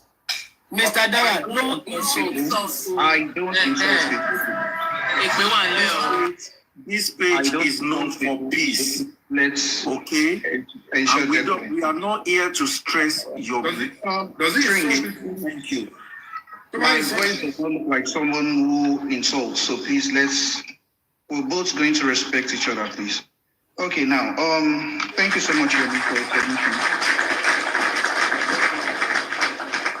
Now, I like your response in when you said you're not measuring your successes, but the processes is what you're most concerned about. Now, let me just take a run through your processes. I can remember the first time you came into this justice movement, you came in with the notion of a CCTV, and for some months, you were going around, even had a protest. I get you on that. When I first came in, can I just finish, please? No, hold on. I need to quickly interject you so that you get your facts right. I started with protest in front of the... Yeah, that's what I'm trying to say. That's what I'm trying to say. I've been protest in front of your coroner's court. Please, Kunle, please. Let's have the person with him, please. Listen to Dawa. Kunle, Dawa class. Know you. Because, hold on, Mr. Kunle. There's no way... There's no way you can answer that one here. That one is supporting you. There's no way of it. You better don't go too far. I will adapt all of you. You supporting with me? Am I drop any? Hold on. Am I worried? Let's see. Am I team my parents and people? Mr. Darklas, you give me one little privilege because I don't want to distort facts. So I'm not distorting any facts, but please, can you make me make my submissions? I give you all the time to talk without interjecting. Can I talk without you interjecting? Wait, Mr. Dawa, you cannot come here and actually be dictating. You just have to calm down and listen to the instructions that is being given to you. So wait, that is it. Am I drop? Let me explain to you, Dawa class, why it's going to be very important to interject you at some point. Because if you're going to be talking about me, I don't know anything about you. I don't know what you have done. Naturally, you questioning me, asking for my dossier, and me responding is out of respect. And even if you're going to be facing the Senate, you're facing anyway. If a person you want to ask or scrutinize, you must allow the person to be able to say, you know what, that is not wrong. I can always, if it is a mic, I will signal that I want to talk. That no, that is not correct. Because if you continue with your narration, which is about me, if you want to talk about yourself, I will allow you to speak about yourself. But if you want to talk about me, if it is what I have done, you cannot continue to talk without me trying to say, no, don't misrepresent me. But if it is about you, what you have done in the course of justice for Mohbad, I will interject you because I don't know anything about it, okay? So, no problem. If it's going to be about what I'm doing, and what I have done, you must be patient for me. Yomi, sorry, I just want to say something here. You know, you've asked Yomi what he has done in the cause of justice. We want to know what you have done in the cause of justice. Bless you. That's the question I want to ask him too. We want to know because we need to know. You accident from day one. Wait. Yes, we need to know. From day one. You know where you belong to. Now, wait. Please. Now, before you ask Yomi any further question, we want to know what you have done to get justice for Mohbad. Simple as ABC. Otherwise, we are not going to answer you any question here. So can I proceed with my response now? Your own dossier, what you have done. Yes, please. Yes, please. Can I proceed with my response now? Go ahead, please. Okay, good. Now, right from the one of Justice for Mohbad. Class, please, can we see your face too? Just like Uncle Yomi. Why is my face so important? We can't speak to God. Very important. Drop him. Hey, please. Everyone here we can open our face. So we cannot be talking to a ghost. Individual. So we don't know you. We don't know so the criteria. See your face. Okay? Let's see your face.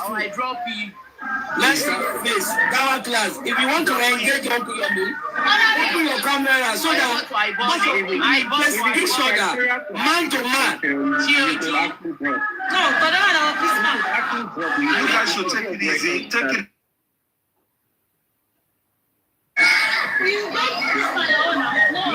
If it's a criteria to speak to your means, open the camera, you could be dropped. You could drop us.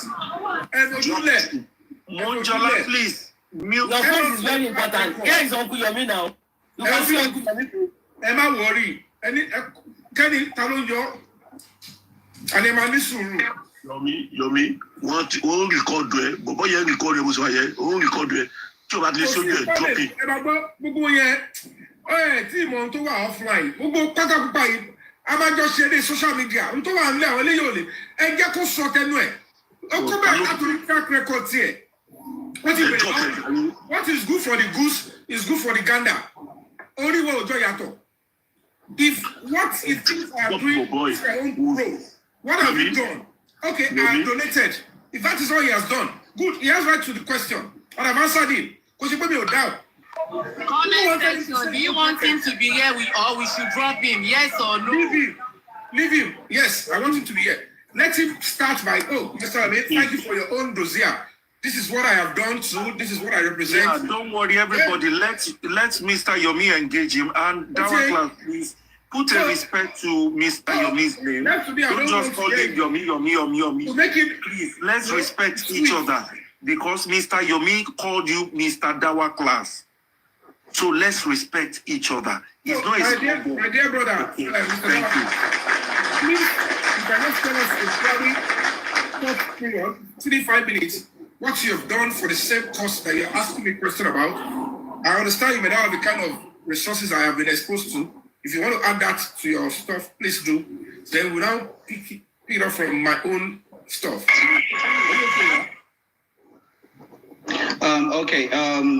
Thank you very much for the audience. And now, Dark has been on justice for Mohbad right from day one. And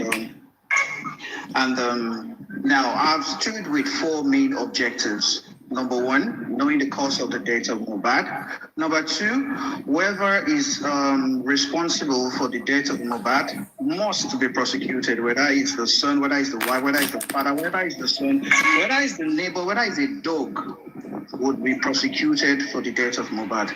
Number 3, I've also stood for the victimization of a widow, that nobody must victimize a widow except you have evidence. And number 4 is that we're going to say no to the bullying of a minor. That is all I have to tell you.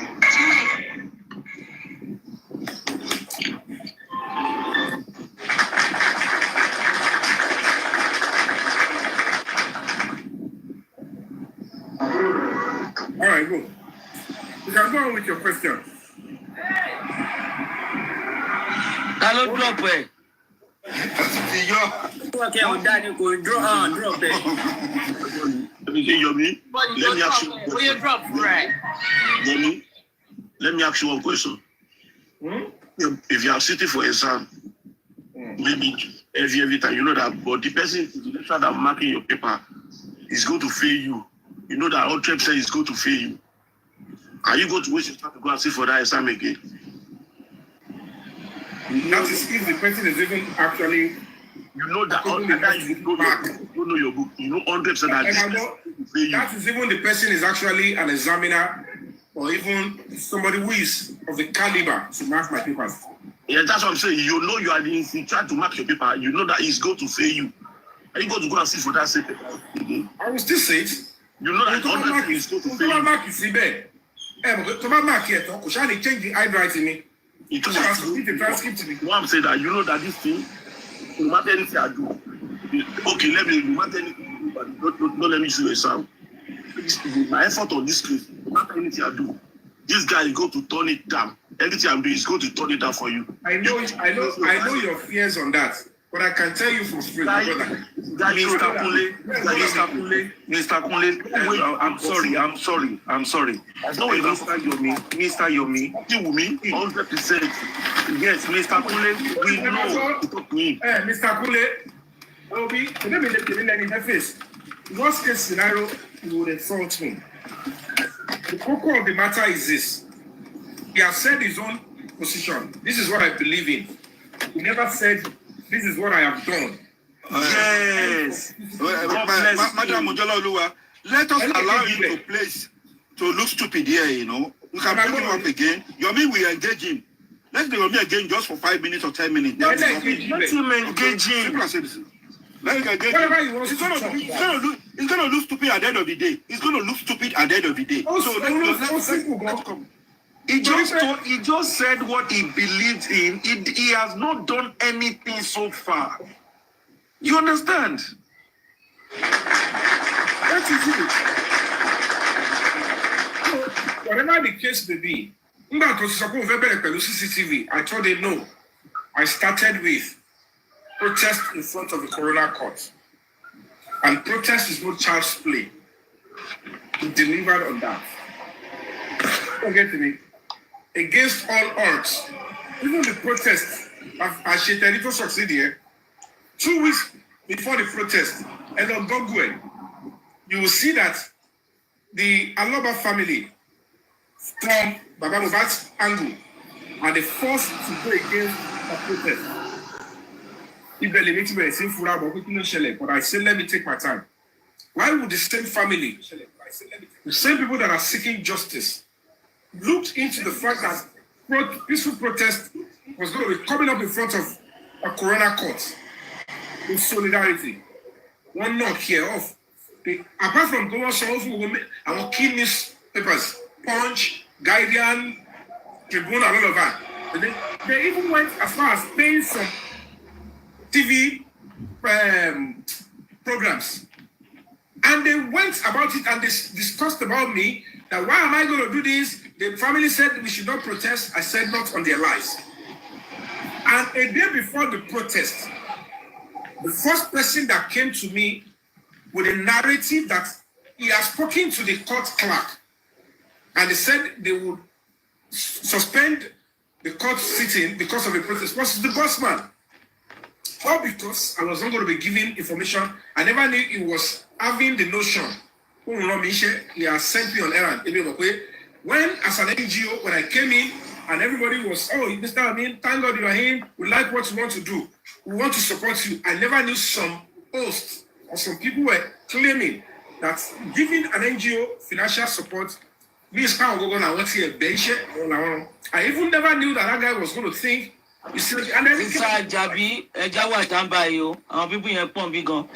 So, kí lè ń bẹ̀rù fún tọ́wá kọ̀ọ̀kan ẹ̀yin tó tiẹ̀ sí ilé àti ẹ̀yìn dáadé àti ṣe ẹ̀kọ́ ó dàbẹ̀ ṣe fẹ́ wà stand by ẹ̀dá àbí o fúnfún kọ̀ọ̀kan yẹn. àbí o lọ́jọ́ lè fún lọ́ọ̀yà bíi mẹ́rin bàbá yìí. ẹ̀mọ rízì tí mi ìfẹ́ kó sọ̀rọ̀ ni pé ó máa fà wá sẹ́yìn ni. dáwà tó rí bíbà ẹ̀ lọ́ ṣe wá sí bíbà ẹ̀. damage control ní gbogbo ẹ̀. dáwà lọ́ ṣe wá sí bíbà ẹ̀ wọ́n mọ̀ pé dáwà is just from J1. Karimo speaker ní dáwà ó lè ṣiṣẹ́ fún Wummi. Mọ́ bí kẹ́ next time ẹ máa aláwọ̀ ẹ̀ mọ́. Ẹ máa aláwọ̀ wá sí bíbà ẹ̀ mọ́. Question to be married only victimization of widow. And I will ask her, number one, if your definition of widowship is the wife throwing substance, new clothes on the casket of the supposed husband, fetish substance, whereby when they ask such a widow, why were you asked to Baba Bokuri? It's not cool or packets. My body become a woman who was in mortuary got to well.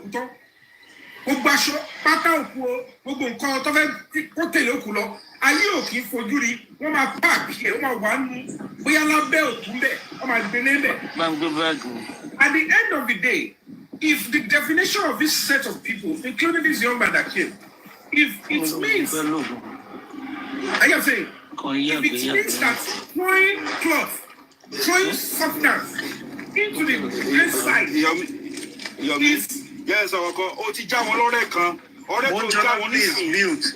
Ọ̀rẹ́ tó já wọn yẹn. Nísìnyí ọ̀rẹ́ tó já wọn yẹn. Olóògbé gbogbo wọn wá síbi. Ó ti wọn láì pakẹ́rẹ́ kan sínsìn ni.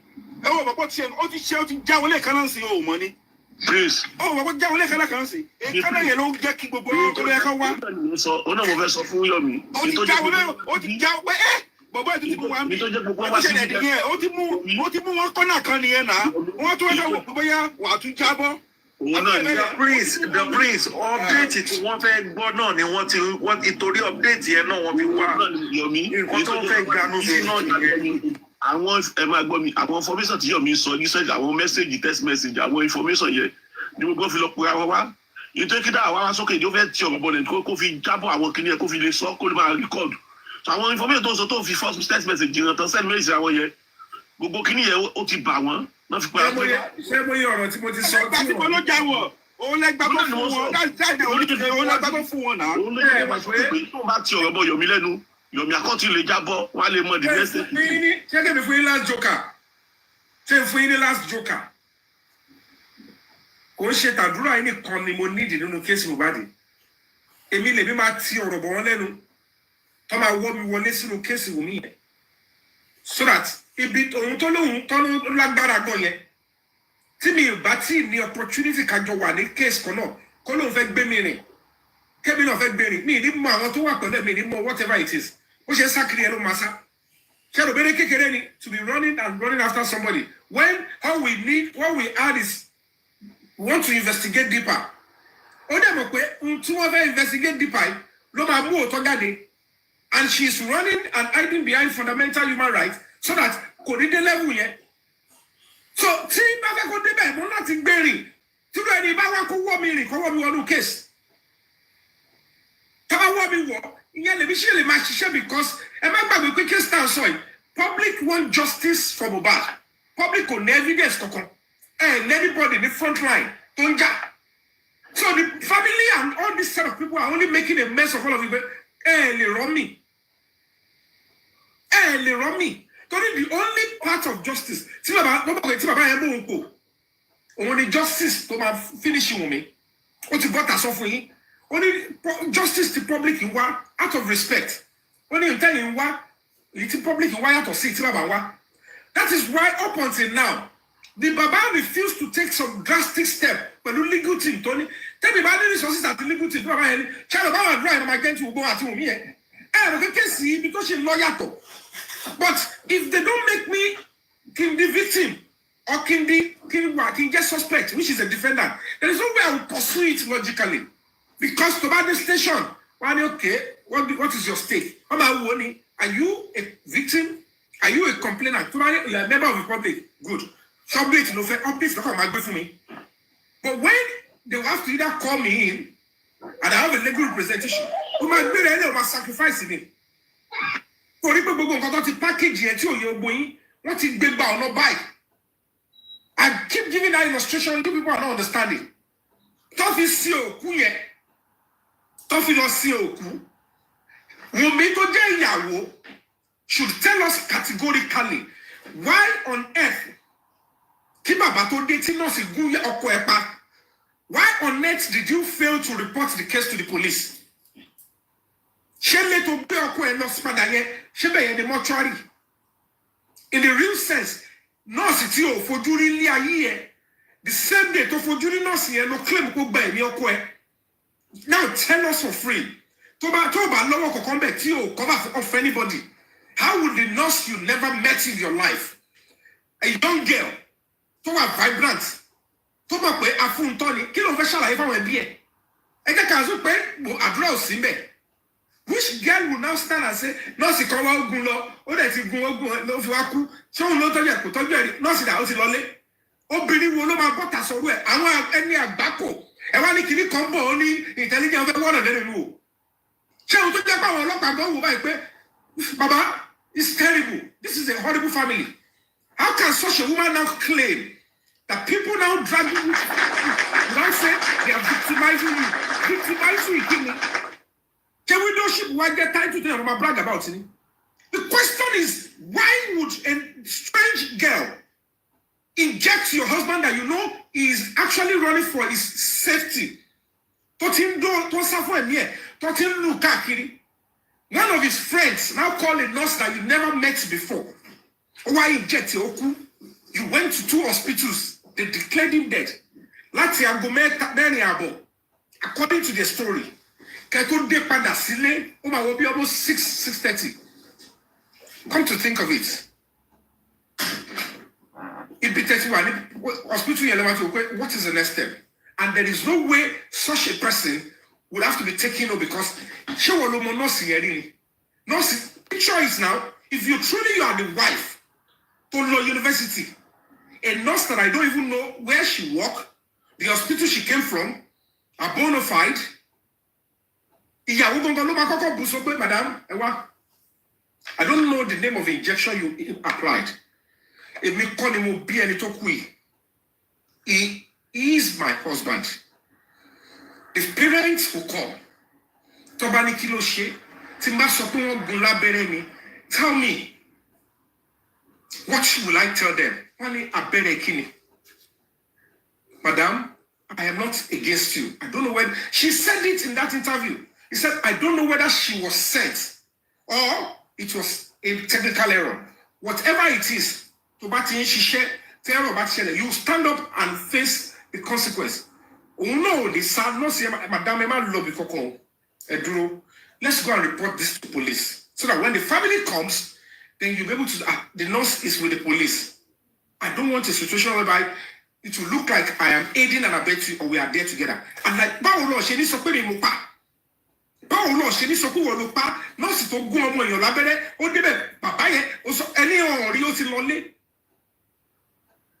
you did not report to the police or seek the help of people around to say, Baba,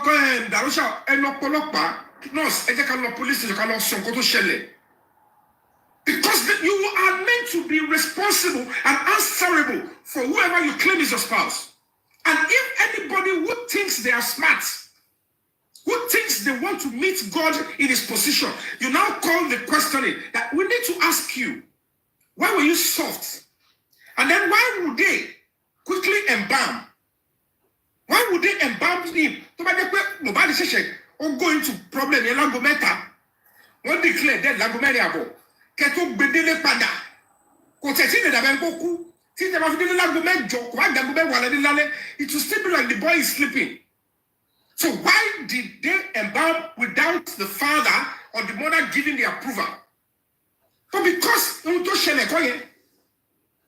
and then you people are not considering the fact that the moment all these lies and fables are now literally social media, it is saying that that is who you, all of us, are in this country. But by shame value human life, treat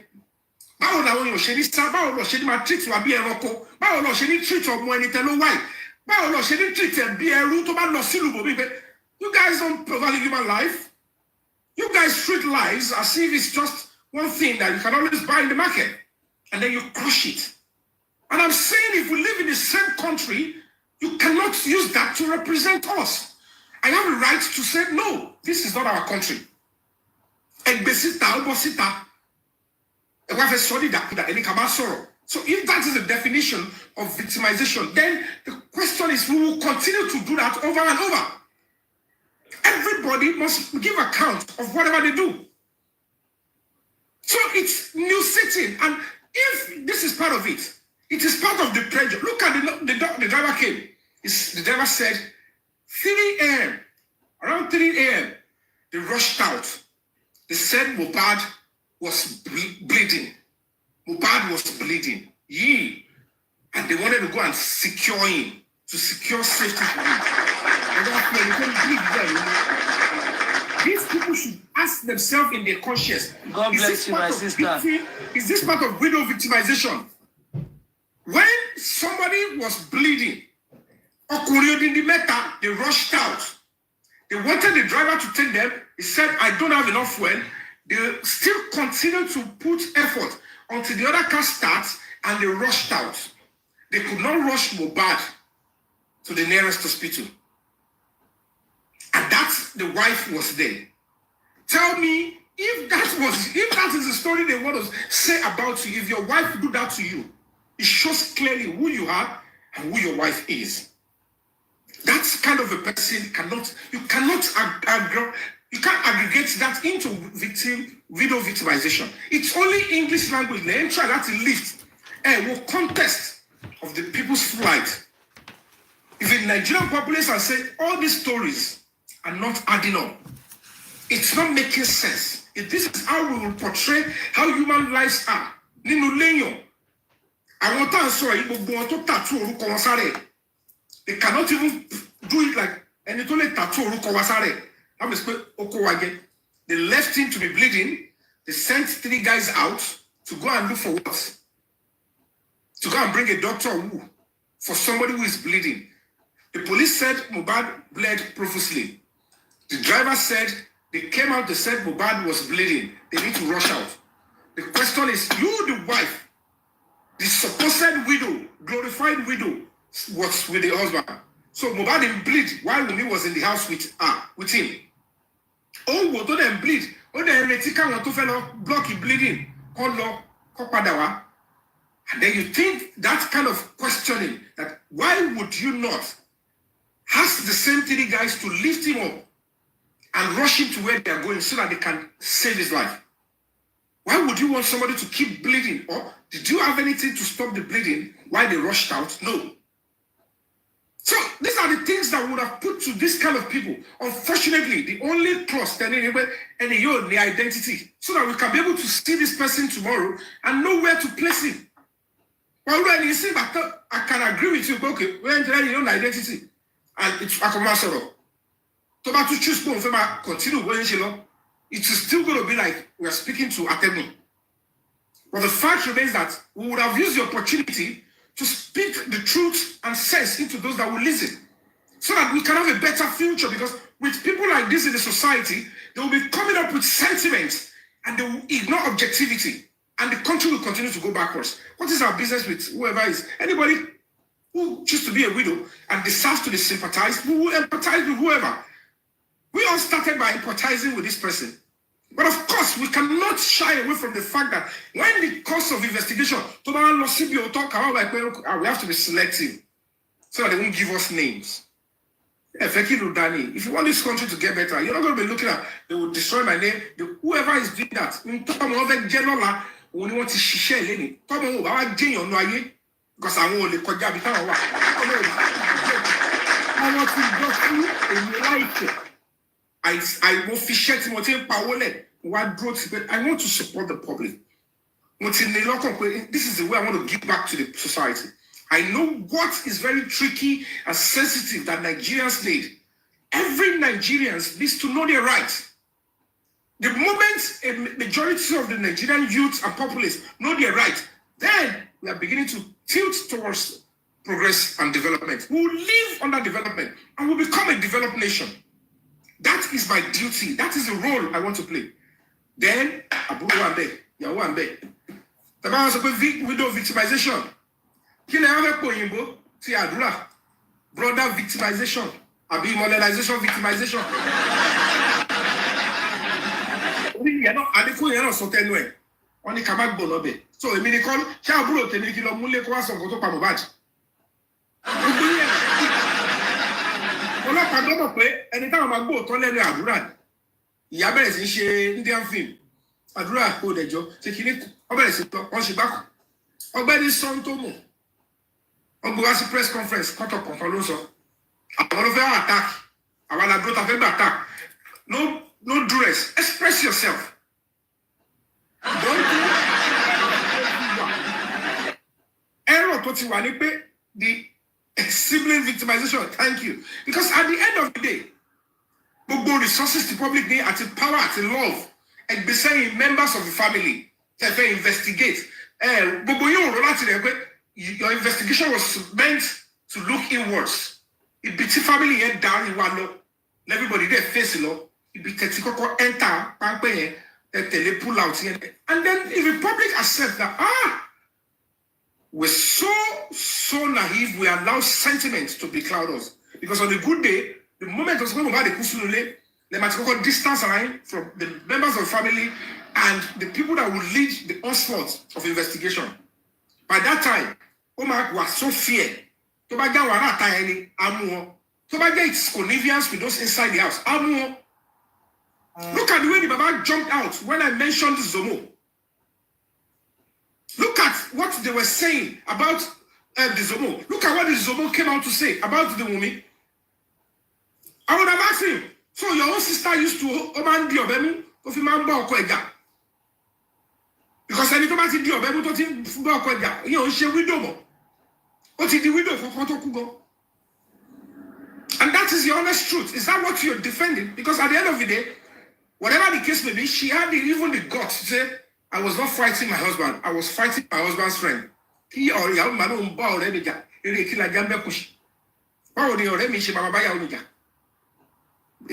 recorded for over 10 minutes. I said, why are you people making a mess of yourself?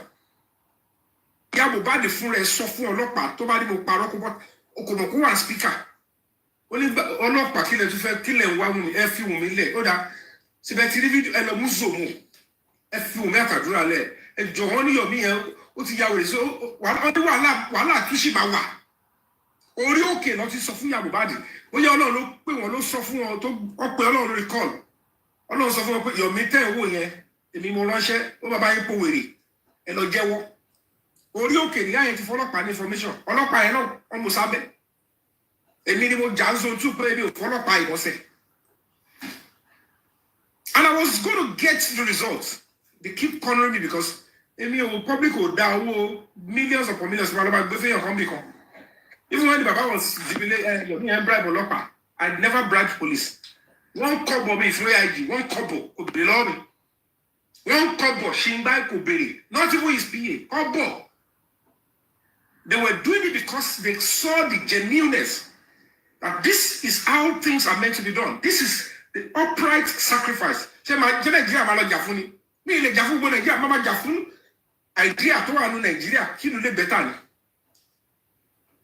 if you're going to question me or you want to rubbish what I have done, I don't ask you to compare, but you must pay respect to the sacrifices. I'm not after anybody, but it's so clearly. Oh yeah,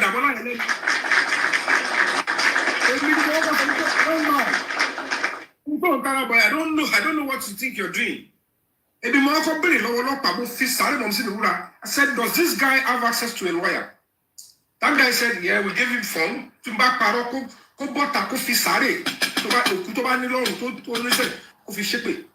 Only does he have access to a lawyer? Only we gave him a phone. But I said, I need to be honest with you. If he needs a lawyer, and I said, Damola, I don't know what you're doing. I don't know you. I don't know what you're doing. If you need access to a lawyer, if you need a lawyer, please speak up. The fact that you are trying to do what you're doing does not mean I would ensure that my NGO will supply a lawyer for you because you need representation. I said, can I go and make my statement? And I wrote it, like what this thing, I wrote it boldly. I do not believe the Damola Ainde Abi to be the one that shutted me up. Ọlọ́pàá tó sọ pé wọ́n pè mí yẹn mo sọ fún wọn direct orally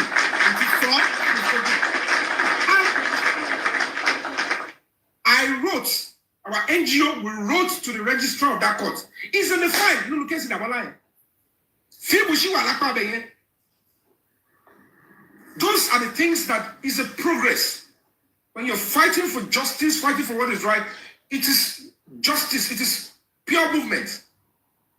So at the end of the day, justice will be served. Whoever run, they will keep running. But the hands of the Lord will catch up with them. Emma will like pay.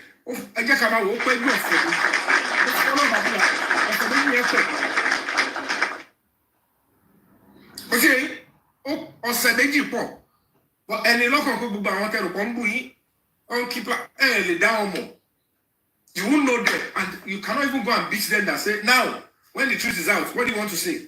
Will you make any minimum guy? So, minimize how you spend your time trying to see them as rival. See that they are only enjoying themselves, and some of them, they are only arrogant with ignorance. They will only speak in the limits of what they know. Imi kelele olo pokwe. Imi momsi elo pa baba e to soju e. Imi o ti wà depressed because ọkùnrin ti break out there.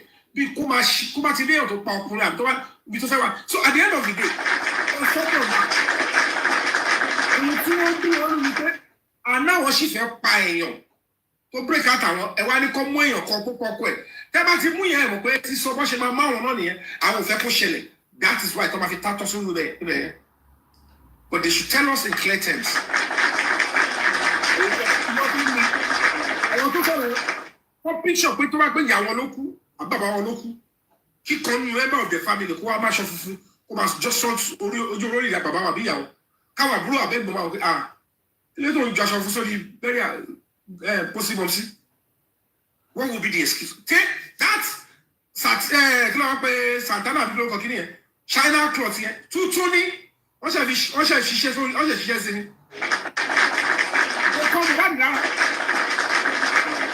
Kò kọ́ lára ẹ̀gbọ́n náà tún wá bẹ̀ káàtì ẹ̀ mọ̀. Ọkùnrin Yomi ẹnìkan ló wá fún Wummi nínú fídíò yẹn ẹnìkan ló pàṣẹ ẹ̀ fún ẹni yẹn wọ wood báyìí ẹni yẹn wọ wood láti báyìí. Gbogbo ẹ̀ náà la rí gbogbo ẹ̀ máa wòran. At the end of the day gbogbo yẹn náà ṣé ìyàwó ò rí widow náà nìyẹn náà rí widow tó rí pókè wọ́n kagbà kó wọn ní right láti jù kọ́ sójú olórí ọkọ ẹ̀. So àwọn tó kú yẹn náà tó ń ju tiwọn náà wọ́n ní right. Kò sí ẹyin tó ṣe victimization náà nìyẹn. They will only hide behind such powerful words to garner unnecessary sympathy and try to evade justice. Domestic violence is unacceptable. Don't engage in it. If you cannot control your emotions and anger, you will continue to run into problems. Hey, ìyàwó mi o, mo rí tó test yàn, then lupa, ṣé wọ́n ló bí ni? Tó bá lupa, the Lord will not take it easy with you. Ọmọ mi ni, àánú ẹ̀ kò fẹ́ tó máa bèrè lọ́wọ́ mi. The constitution and the society will ask you. Ìyàwó mi ni, ó ṣẹ̀ mí, wàá tún lùtọ́ wàá tún bá sùn. Your days are numbered. Time will come, you will be able to try again because you will pay for those crimes. Ẹgbẹ́ ìgbà tó máa ti ná owó máa yẹn, tó tún máa bá sùn, tó tún máa gbowó talent yẹn. At the end of the day, his cup has run over. He is going to be facing, I think, death by hanging or whatever. And those children will still live because unnecessary sentiment are irrelevant. Àwa Yorùbá la máa ń ṣe pátákó pátá máa ṣe rọ́dọ̀rọ̀dọ̀.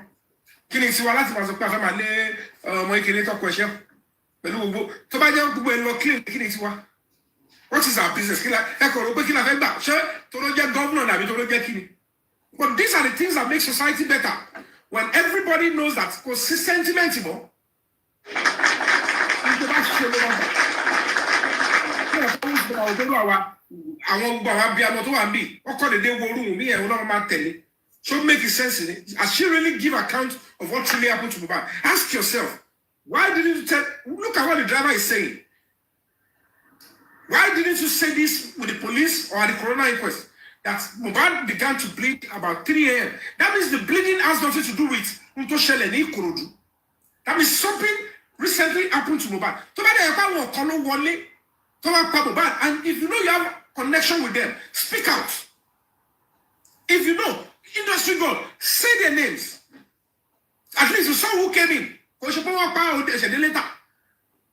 were full and Mohbad natural death.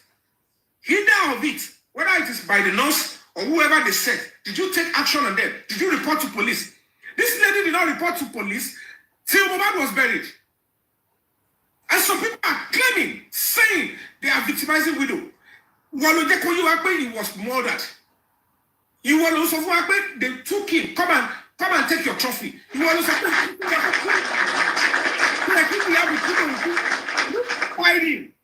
Did you report them to police? So if such a young person, somebody feels not to follow up, then that is victimization. When you say, who are those? Who did this? Why are you silent? Why are you scared of them? If you can be scared of criminals and murderers, the father of your child, the only victim here is still Mohbad. The only victim is Mohbad. So it's preposterous when you see people come up to think we don't know what we are doing. We are not after anybody. We are simply this society belongs to all of us. And crimes like this is a state crime. We should crime thing we follow whoever to one. Tell me about the face you kini kan ni o wọ́n mọ kini kan ni o ẹ̀yin aṣíwájú ni wọ́n ẹ má parọ́ má aṣíwájú Bọ́lá Ahmed Tinubu ẹ̀yin nìkan lè máa kọ́ close mọ́ president tó bóyí àkíní yẹn máa fún láìpẹ́ yìí except àwọn tó wà pẹ̀lú aṣíwájú wọn ti fẹ́ gbẹ́ ìbọ̀dẹ̀ fún tó bá ti gbẹ́ ìbọ̀dẹ̀ fún bàbá ló máa ní kẹwò kọ́ máa pé at the end of the day nothing can happen ọ̀pọ̀ yìí kò fún ẹlẹ́gbẹ̀ẹ́ tuntun lọ́mọ́tò pa ẹlẹ́jẹ̀ funfun àti bẹ́ẹ̀ àti ẹni láti bókù lọ́lé lóró kò tó bá jẹ́ pé industry god àbára ta ló pa Mohbad ni ẹ̀yin kọ́ ni bàbá wọn bá tún máa ju oògùn sójú olórí Mohbad ṣé àwọn tó pa ẹ̀ náà lọ́nà yín náà ló tún fọ́ọ̀sì yín pé ẹ̀yẹ lọ sí ọmọ tuntun ikú èjẹ ẹ̀yin fábílì rẹ̀ tí ọlẹ́bù ṣẹlẹ̀ ikú lé ní iṣẹ́ yá wèrè ni gbogbo ilẹ̀ ti pàṣẹ ilẹ̀ ìṣòro àbúrò àwọn ọlọ́rí blọọk wọ́n máa wọ̀ fún yín lórí ní Nàìjíríà máa fi tìtì blood is not family. Anybody, kóòtù tó máa lò fún yín, kóòtù tó ní space, tó máa ń kó àwọn suspects sí space wà ní dọ́ọ̀kì yẹn àti ìyàwó gbóyìn máa wọra yín lójú báyìí. Àmọ́ ẹ̀ṣin méjì lọ́gbà wọ́ọ̀dù ni, ẹ̀ṣin jọ ṣùkọ̀ yẹn, ẹ̀ṣin jọ máa wà ní dọ́ọ̀kì yẹn ni. Bóyá àwọn àti bàbá àtẹjọ́ ń ra yín papọ̀ ẹ̀jọ̀ máa wọ ní dọ́ọ̀kì papọ̀ ẹ̀ tí mọ̀. Bóyá àti ìyá àtẹjọ́ ń ṣe owó wèrè pọ̀ ẹ̀jọ̀ máa jó papọ̀ well done. So ìpínlẹ̀ ọkọ̀ padà pa ogbó yín pọ̀, wọ́n á pè yín lọ sí ìjọba sí lọ gbàgàrí yín.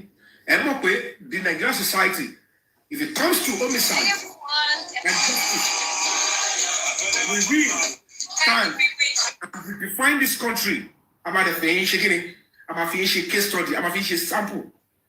And more polori case can reshape a country. Family, no my get number one. But I don't tell you, spirit Mohbad Mohbad ma dá sẹ́yà fún later torí tó máa jẹ àwọn yẹn kó tó máa jẹ àwọn yẹn ní tó máa jẹ àwọn yẹn ó sì jẹ nǹkan lọ́wọ́ èyí tó sì jẹ náà wà bẹ́ẹ̀ o ṣùgbọ́n olórí wọn tí yóò bá yí padà ìtàyè bàbá. Thank you so much. Mr. Yomi, can I say something, please? You see, I understand people not wanting you to have a discussion or to brainstorm with the Dawa class guy, okay?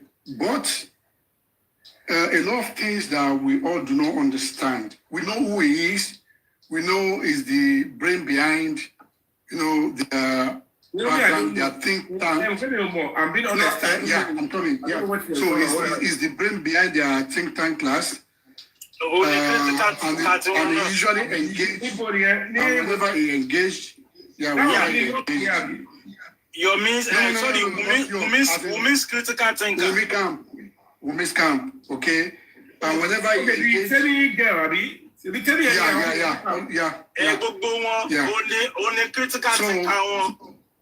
So whenever he comes to engage, is it the Pythagoras? Yeah, all of them. Oh, the Pythagoras. We call the Pythagoras. Family one, family kan gbogbo wọn. No, big kan gbogbo wọn.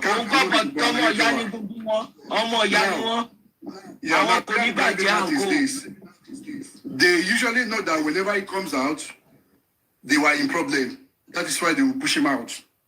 And whatever information he gets, they take it to the backboard and they plot and they try to get a way out.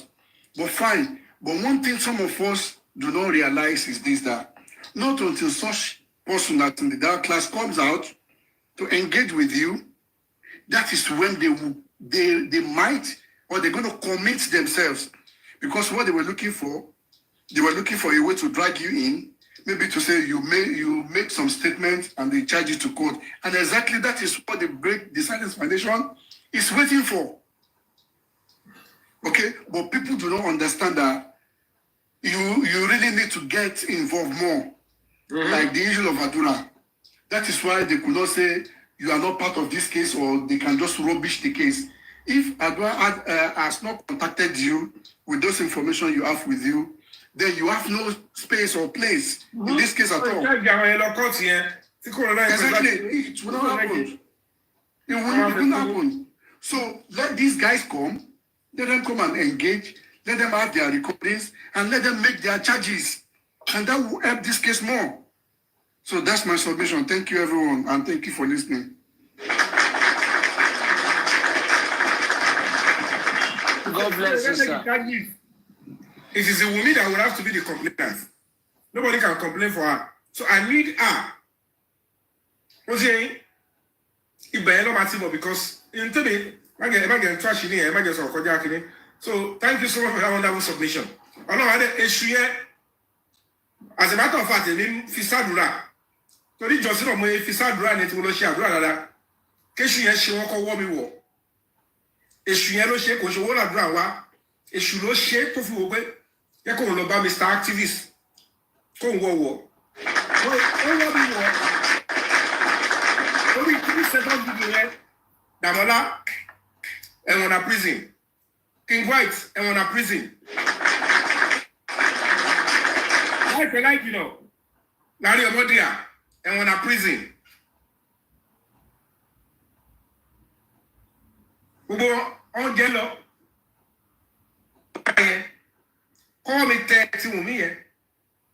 But because my petition was not about her. So that is shaking what is shalaye Zomo. And I need to do that thing.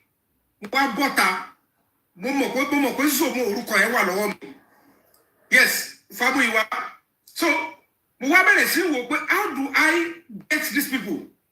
Give a description. That's Zomo. Because I know we have the Zomo. The warrant of arrest. The judge was asking, can you full name Zomo? Wummi, I don't know any full name because Adura said the only person I want more full name. Wummi, Ati, Mohbad, no more full name.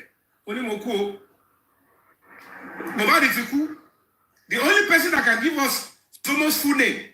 And we want to bring in Zomo, bring in Wummi, then we'll initiate whatever we want to do.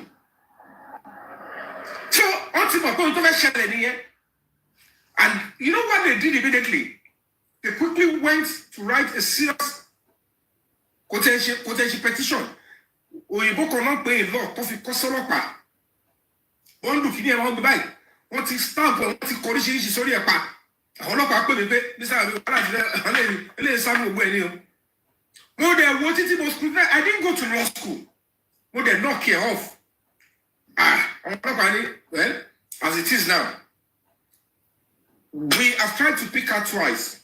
Whatever the case may be, I get a one out today, carry concrete stuff here. We're meant to do forensic on Adura. Can't do only Padawa, carry Kiri and Mukade. Only inform what we used to now nullify whatever she's saying on a neutral new stuff.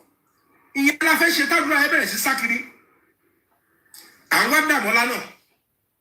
We spent 6 days in the Pokia. Láti Pokia, Akoyo Meta, Afe Yokole, Akoyo Meji and Wasi, Zone 2, Afesi Aja, after the 7th day. Wummi, Abesi Wakakiri, what if the bonus on the phone? The Zomo, what if the bonus to couldn't track again? They know what I'm saying. I'm not going to tell them so. So, Koya go talk about job. Spending millions. At the end of the day, they were blocking her from coming. And suddenly, they found somebody from government to say, and they were calling them as well, please, the case is being handled by Panti, and the Wummi is not a suspect. So, why are you calling her? If you have anything against her, you can go and collect it. The solicitor. And that was why we were expecting the Adura. And by the time we picked the Adura and Damola, I need to quickly go and get phone. Phone to our name if you allow. We need an IT expert from the police. most of the experts that were not alone, let me tell you for free, it's either Interpol or Lopa, our DSS, abi EFCC. No man, majority of this stuff can only get our head down. That is what is going on with the Nigerian police system. Omulofa kuto di pe kakose ogbo yen kare koko yo lowo adura e ba ti yo lowo adura yen gbogbo iti gbogbo won yonu káàkiri ko se pe IG ni o koja oni kí ló ń jẹ́ bẹ́ẹ̀ oye báwo IG go ni ko ba mu I'm telling you people the truth. The only people that may give them cover up is the party, because about conscripting what they got some of them. Some party also the commissioner of police negotiating, and I read it out and I told them they compromise. Yeah, it's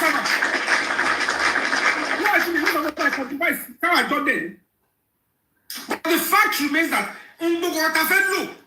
keep public to pé àwọn tẹ́ sọ pé ẹ wá justice fún àwọn gbogbo ni wọ́n mọ okú tó pa Mohbad àwọn dẹ̀ ní gbogbo evidence wà lọ́wọ́ ẹ̀ àwọn dẹ̀ kó gbogbo resources fún láti máa fi bá yín wá nǹkan tí ẹ sọ pé ẹ wá ṣe ni kọ́ máa fúlù yín ni ẹ kó gbogbo power yín ẹ kó gbogbo resources wọ́n wá create àwọn platform lóríṣiríṣi kó máa support wọn ẹ wá ní kẹ́ bàbá wọn fi wá nǹkan tí Mohbad wà fi ní justice meanwhile wọ́n mọ̀ pé gbogbo everything that will get Mohbad justice is within the family members.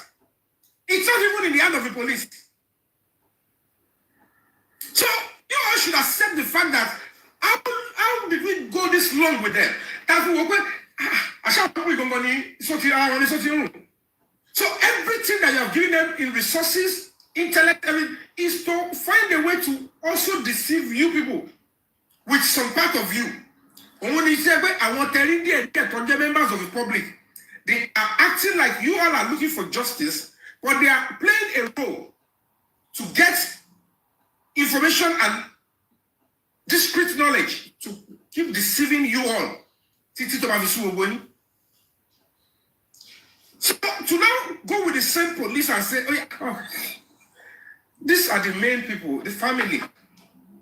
Tell you about for justice. And I'm going justice you. But Baba, you say, Baba, Baba, and I can tell you for free, to a good extent, they will think the Baba is fighting. The girl has said it severally. It's because of property. Because Baba will need to feel bad past death. He will not allow her to come close to Ikorodu because he's somewhere. They will go and need effrontery, the liberty to drop things in the grave.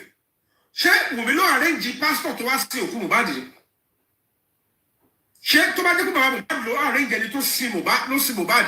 She baba you any you report you cause you do already Mohbad about 27-year-old.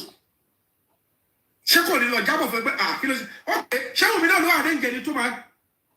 Go coffin here. Come on, let's enjoy. When you bury, who show you the only not see Mohbad. The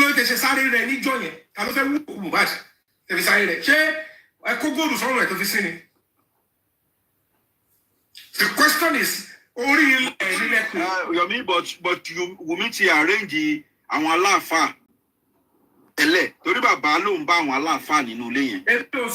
I'm talking about the burial.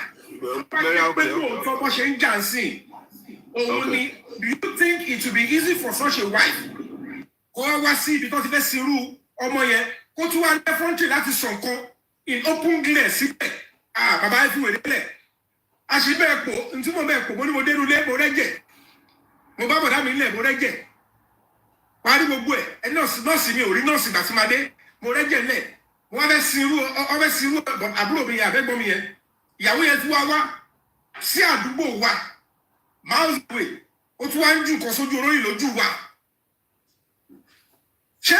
Blessing or reading, ó tẹ̀sí wọn lójú ni pé kí ni ẹgbẹ́ fẹ́ ṣe ẹ̀jẹ̀ nìkan náà yé. Tẹ̀sí wọn lójú they are in tandem there. Torí pé wọn complain kó sọ kankan síbẹ̀. Wọn ò lọ fẹjọ́ ẹ̀sọ́ ọlọ́pàá. Wọn ò ní any problem wọ́n ti sin òkú wọn. That means there was an agreement at some point Loving lady, let's go and bury and get over it. Whatever it is, let me tell you for free. See, public will raise the eyebrow by will not know anything. As a matter of fact, I could have I get, but lady go come be into my full level. I didn't want to my bed. I want to come as a and that is the honest truth. But spirit will buy the yard with it. They enjoy it.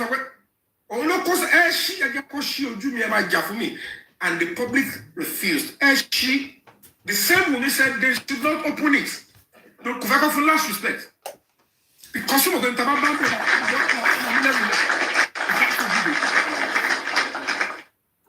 so if that is what they gather themselves to do with their social media, it has consequence. Am I worried if I won't do anybody? To buy the shit on Billy will come and shame here. Just picture it. How would you know where she said, how would they tell you? No, I talk about Kojabu. In talk about general, what's in Jay. Oh, the Kojabe.